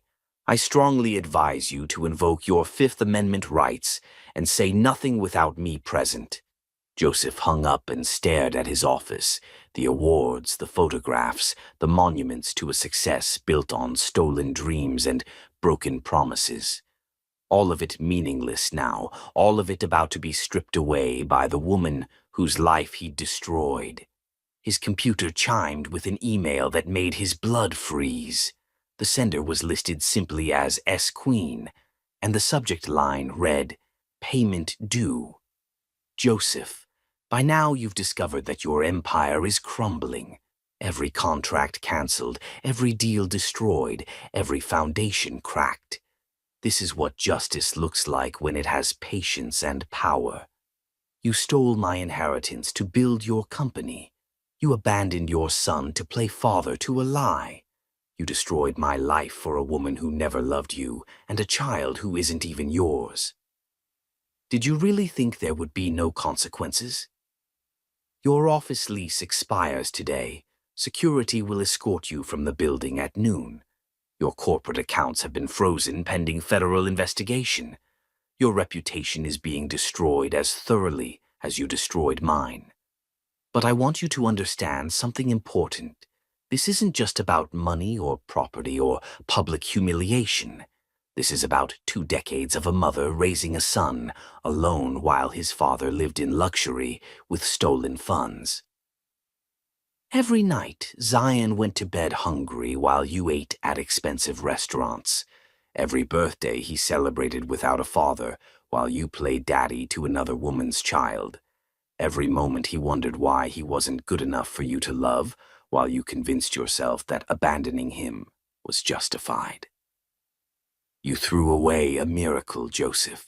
You had everything, a wife who adored you, a son who needed you, a future built on real love instead of lies. And you destroyed it all for the promise of something easier. Now you get to live with the consequences, all of them. The federal agents waiting downstairs have enough evidence to send you to prison for 20 years. Rose is already providing testimony about your crimes. Phoenix has renounced his inheritance and given everything to the son you abandoned. You are going to lose everything, Joseph, just like I did. The only difference is that I deserved better, and you deserve exactly what's coming. Welcome to the reckoning. Stacy Queen, CEO, Black Crown Industries, mother of the son you threw away. Joseph read the email 3 times, each reading making the reality more devastating. She had planned this for 20 years, building her power while he lived in ignorant comfort, preparing for this moment when she would take everything he'd built on the ashes of her dreams. A knock on his door interrupted his thoughts. Mr. Rieger, the federal agents are here. They insist on speaking with you immediately. Joseph looked around his office one last time, memorizing the space where he'd convinced himself he was successful, where he'd justified every terrible choice by pointing to his achievements. All of it built on Stacy's stolen inheritance, all of it funded by the money that should have secured his real son's future. The agents were professional, efficient, and utterly unsympathetic as they read him his rights. As the handcuffs clicked around his wrists, Joseph caught sight of the morning newspaper on his assistant's desk. The headline made his heart stop. Tech CEO accused of 20-year fraud scheme, abandoned pregnant wife for fake pregnancy. The story had everything. The stolen inheritance, the fake pregnancy, the purchased baby, the abandoned son who had become a Harvard valedictorian while his father lived in luxury. Stacy had given them everything, every sordid detail of his betrayal laid out for the world to see. By the time the federal agents led him from the building in handcuffs, news cameras were already waiting. Joseph kept his head down as reporters shouted questions about his crimes, about the son he'd abandoned, about the empire built on stolen dreams. In the crowd of journalists and onlookers, he caught sight of 2 familiar figures standing together, watching his public destruction with expressions of grim satisfaction. Zion and Phoenix, the sons he'd failed in different but equally devastating ways, united in their condemnation of the man who should have protected them both. And behind them, barely visible but unmistakably present, stood Stacy Queen. She wore a black dress that made her look like a beautiful funeral director, come to oversee the burial of everything Joseph had ever valued. When their eyes met across the crowd, she smiled, not with triumph or cruelty, but with the quiet satisfaction of someone who had finally, after 20 years of patient planning, seen justice served. As the federal car pulled away from the building that had housed his empire, Joseph understood that this was only the beginning. The legal proceedings would drag on for months, the public humiliation would follow him wherever he went, and the knowledge of what he'd thrown away would haunt him for whatever remained of his life. He had possessed a miracle and destroyed it for a lie. He had been loved completely and chosen betrayal instead. He had been given the chance to build something real and chosen to steal something false. Now he would spend whatever years he had left understanding exactly what that choice had cost him, not just his freedom or his fortune, but the love of a woman who had been everything to him and the son who should have called him father. The reckoning was complete, and Josef Rieger finally understood that some sins echo through generations, creating consequences that last forever. Stacy Queen had won. Utterly, completely, and with the kind of perfect justice that only comes to those who are patient enough to wait for it and strong enough to claim it when the moment arrives. Chapter 9. The Truth Unveiled. The world was about to learn that some love stories are actually horror stories, and Stacy Queen was ready to tell the whole, devastating truth. The CNN studio felt like a gladiatorial arena as Stacy settled into the interview chair across from America's most trusted news anchor, her black Armani suit pristine as armor, and her expression calm as a lake before a storm. 19 years of planning had led to this moment, the public unveiling of a betrayal so profound it would reshape how the world understood love, loyalty, and the price of destroying another human being's life. We're here with Stacy Queen, CEO of Black Crown Industries, whose former husband, Josef Rieger, was arrested yesterday on federal fraud charges spanning 2 decades, the anchor began, her voice carrying the gravity of someone who understood she was about to broadcast a story that would define careers. Mrs. Queen, you were married to Mr. Rieger for 15 years. Can you tell us what really happened? Stacy looked directly into the camera, and millions of viewers saw her eyes, dark, intelligent, carrying the weight of suffering transformed into strength. What happened is very simple and very evil. My husband and my best friend conspired to destroy my life so they could steal everything I had and build their happiness on the ashes of my dreams. That's a serious accusation. Can you walk us through the timeline? For 12 years, Josef and I tried to have children. We went through every treatment, every procedure, every heartbreak that couples face when they desperately want a baby but can't conceive. Stacy's voice was steady, clinical, but viewers could hear decades of pain beneath the surface. In desperation, I suggested that Josef have a child with my best friend Rose. I thought if I couldn't give him children, at least I could give him that gift through someone we both trusted. The anchor leaned forward, and Rose agreed to this arrangement. Rose had been planning to steal my husband since the day she met us. She used my suggestion as permission to seduce him, then faked a pregnancy to give him a reason to leave me. Stacy's smile was sharp as winter starlight. What Josef didn't know, what I didn't know until years later, was that Rose was never pregnant at all. Never pregnant. She padded her clothes, forged medical records, and purchased a baby from a desperate teenager to complete her deception. Everything Josef left me for was a lie. Stacy paused, letting the magnitude of the betrayal sink in. But here's the beautiful irony. The night before Josef planned to move in with Rose permanently, he made love to me one last time. That was the night our son was conceived. The anchor's eyes widened. You became pregnant after he'd already decided to leave. I discovered I was pregnant 3 weeks after Josef had filed divorce papers and moved in with Rose. I tried to tell him for 10 years. Letters, phone calls, attempts to make contact.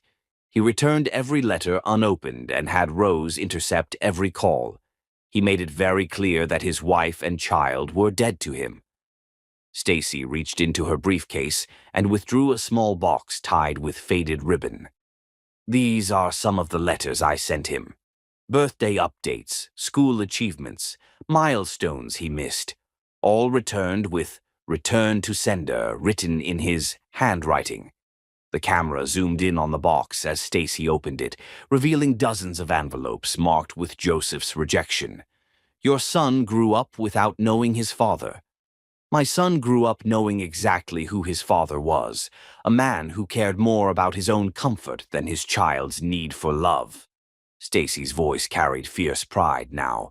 Zion Queen graduated valedictorian from Harvard Business School. He speaks 4 languages, runs his own division of my company, and has become everything his father could never dream of being.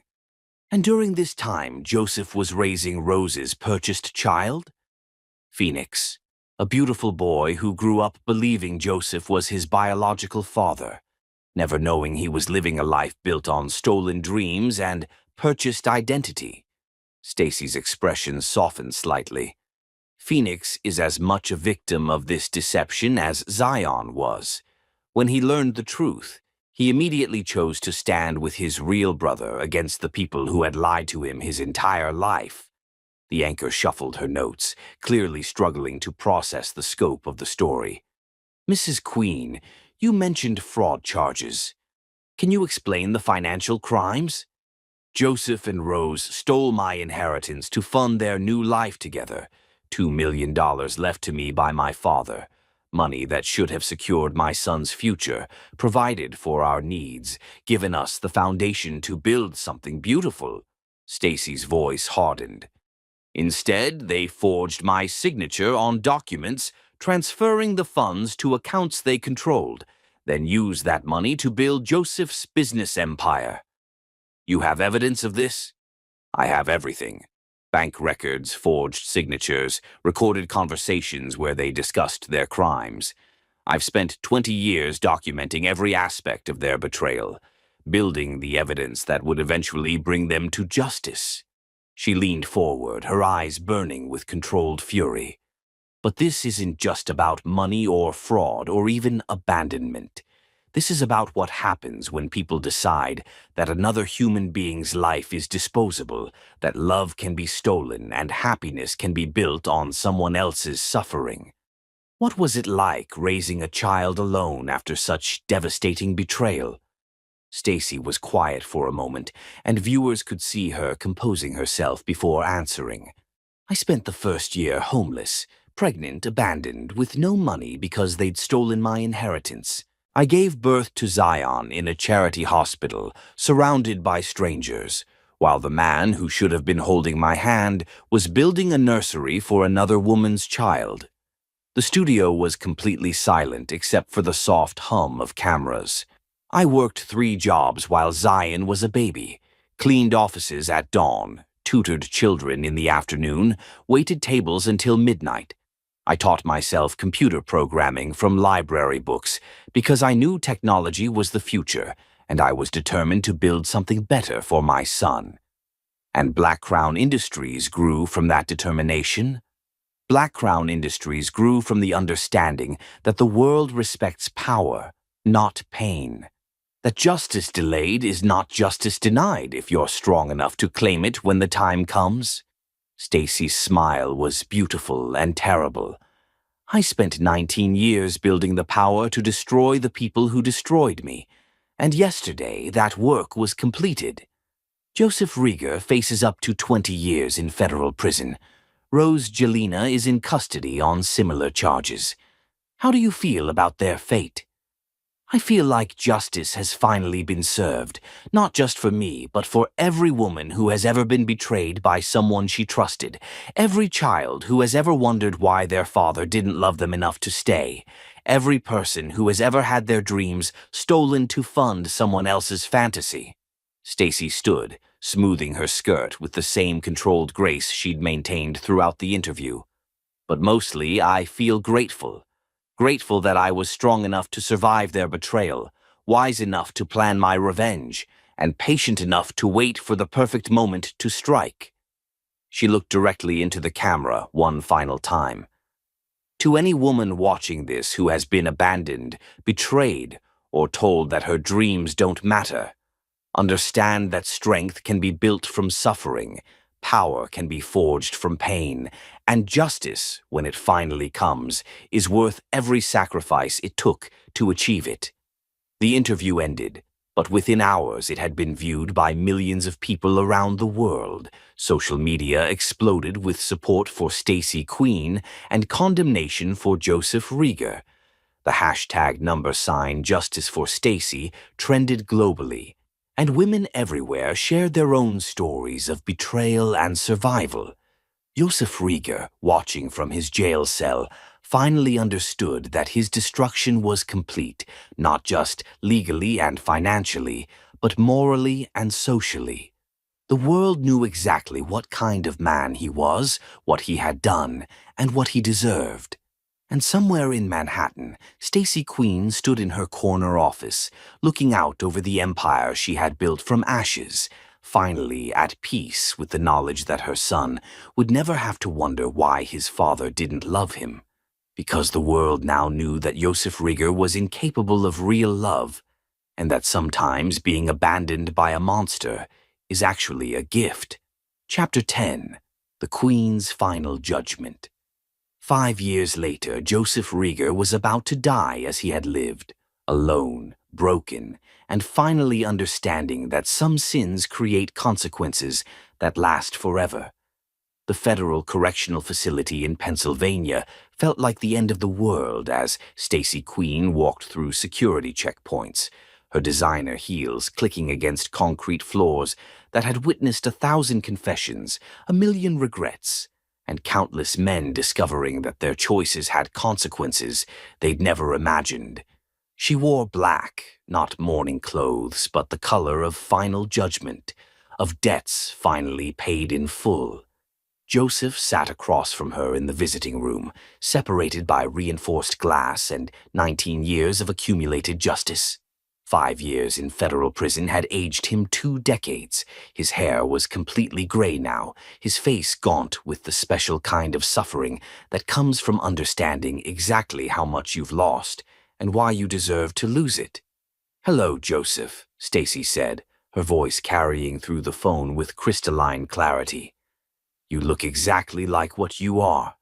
Joseph's hands shook as he picked up his receiver. "Stacy, you came."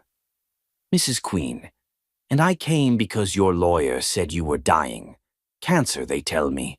How poetic that your body is finally destroying itself the way you destroyed everyone else's life."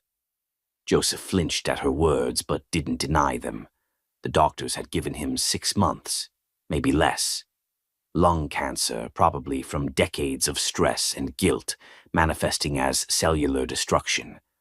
"I wanted to see you before you die as pathetically as you lived, before you face whatever judgment awaits men who abandon their children and destroy their wives." Stacy's smile was sharp as winter starlight.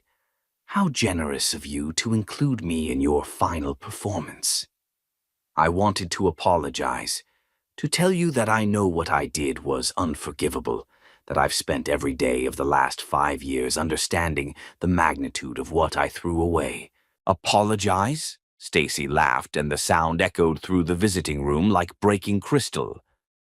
"Joseph, you don't apologize for destroying someone's entire existence. You don't say sorry for abandoning your pregnant wife and stealing her inheritance. You don't ask forgiveness for throwing away your son like garbage." She leaned forward, her dark eyes burning with the accumulated fury of 19 years. "You suffer. You pay. You die knowing exactly what kind of monster you were, and exactly why everyone you ever claimed to love walked away from you." Joseph's face crumpled with the weight of his own recognition. I know what I am. I know what I did to you, to Zion, to Phoenix. I know I can never make it right." "You're correct. You can't make it right because some betrayals are permanent. Some choices echo forever. Some sins stain your soul so completely that even death doesn't wash them clean." She opened her briefcase and withdrew a photograph that made Joseph's breath catch in his throat. Zion and Phoenix at Phoenix's law school graduation, standing together like the brothers they'd chosen to become, despite their father's best efforts to keep them apart. "Your sons," she said, the word "your" dripping with irony, "the one you abandoned and the one you lied to. They're both successful, both happy, both completely free of your toxic influence on their lives. Joseph stared at the image, seeing his own features reflected in both young men's faces, the stubborn jawline, the green eyes, the intelligence that should have been a source of pride instead of a reminder of his failures. Phoenix graduated summa cum laude from Columbia Law.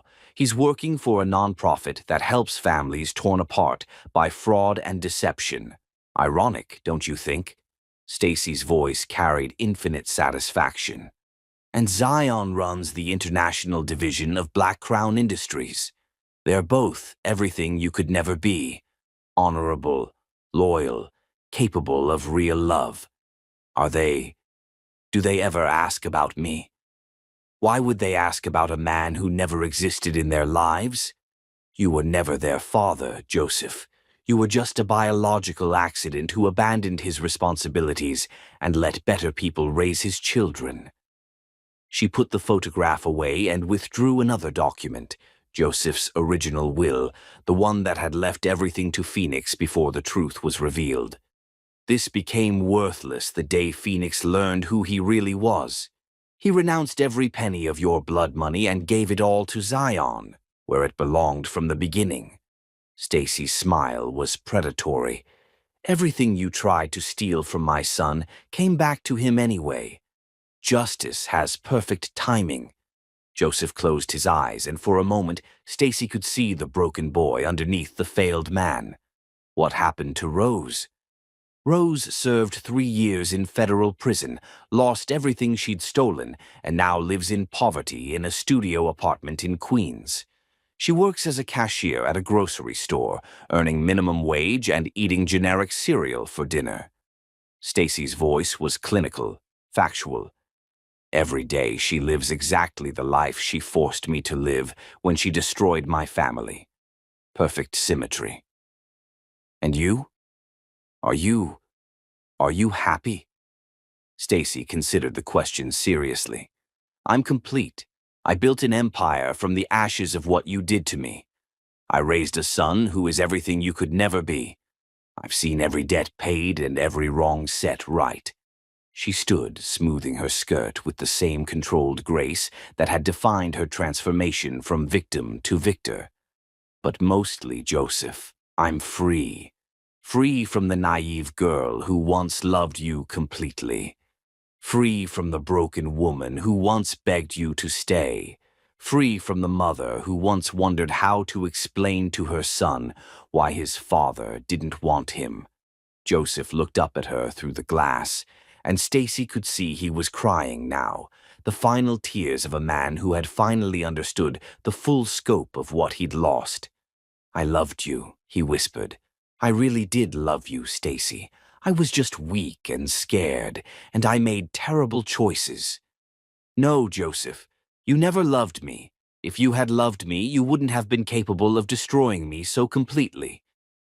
Stacy's voice was final as a judge's gavel. Love protects. Love sacrifices. Love chooses the beloved over comfort, truth over lies, responsibility over escape. She picked up her briefcase, preparing to leave him forever. What you felt for me was possession. What you did to me was evil. And what you're dying from is the natural consequence of a life built on betraying everyone who ever trusted you. As she walked toward the exit, Joseph called after her one last time. Will you tell Zion? Will you tell him that I'm sorry, that I think about him every day, that I know I threw away the greatest gift I was ever given?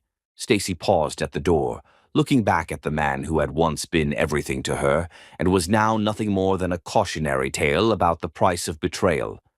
Zion doesn't need your apologies, Joseph. He has something better.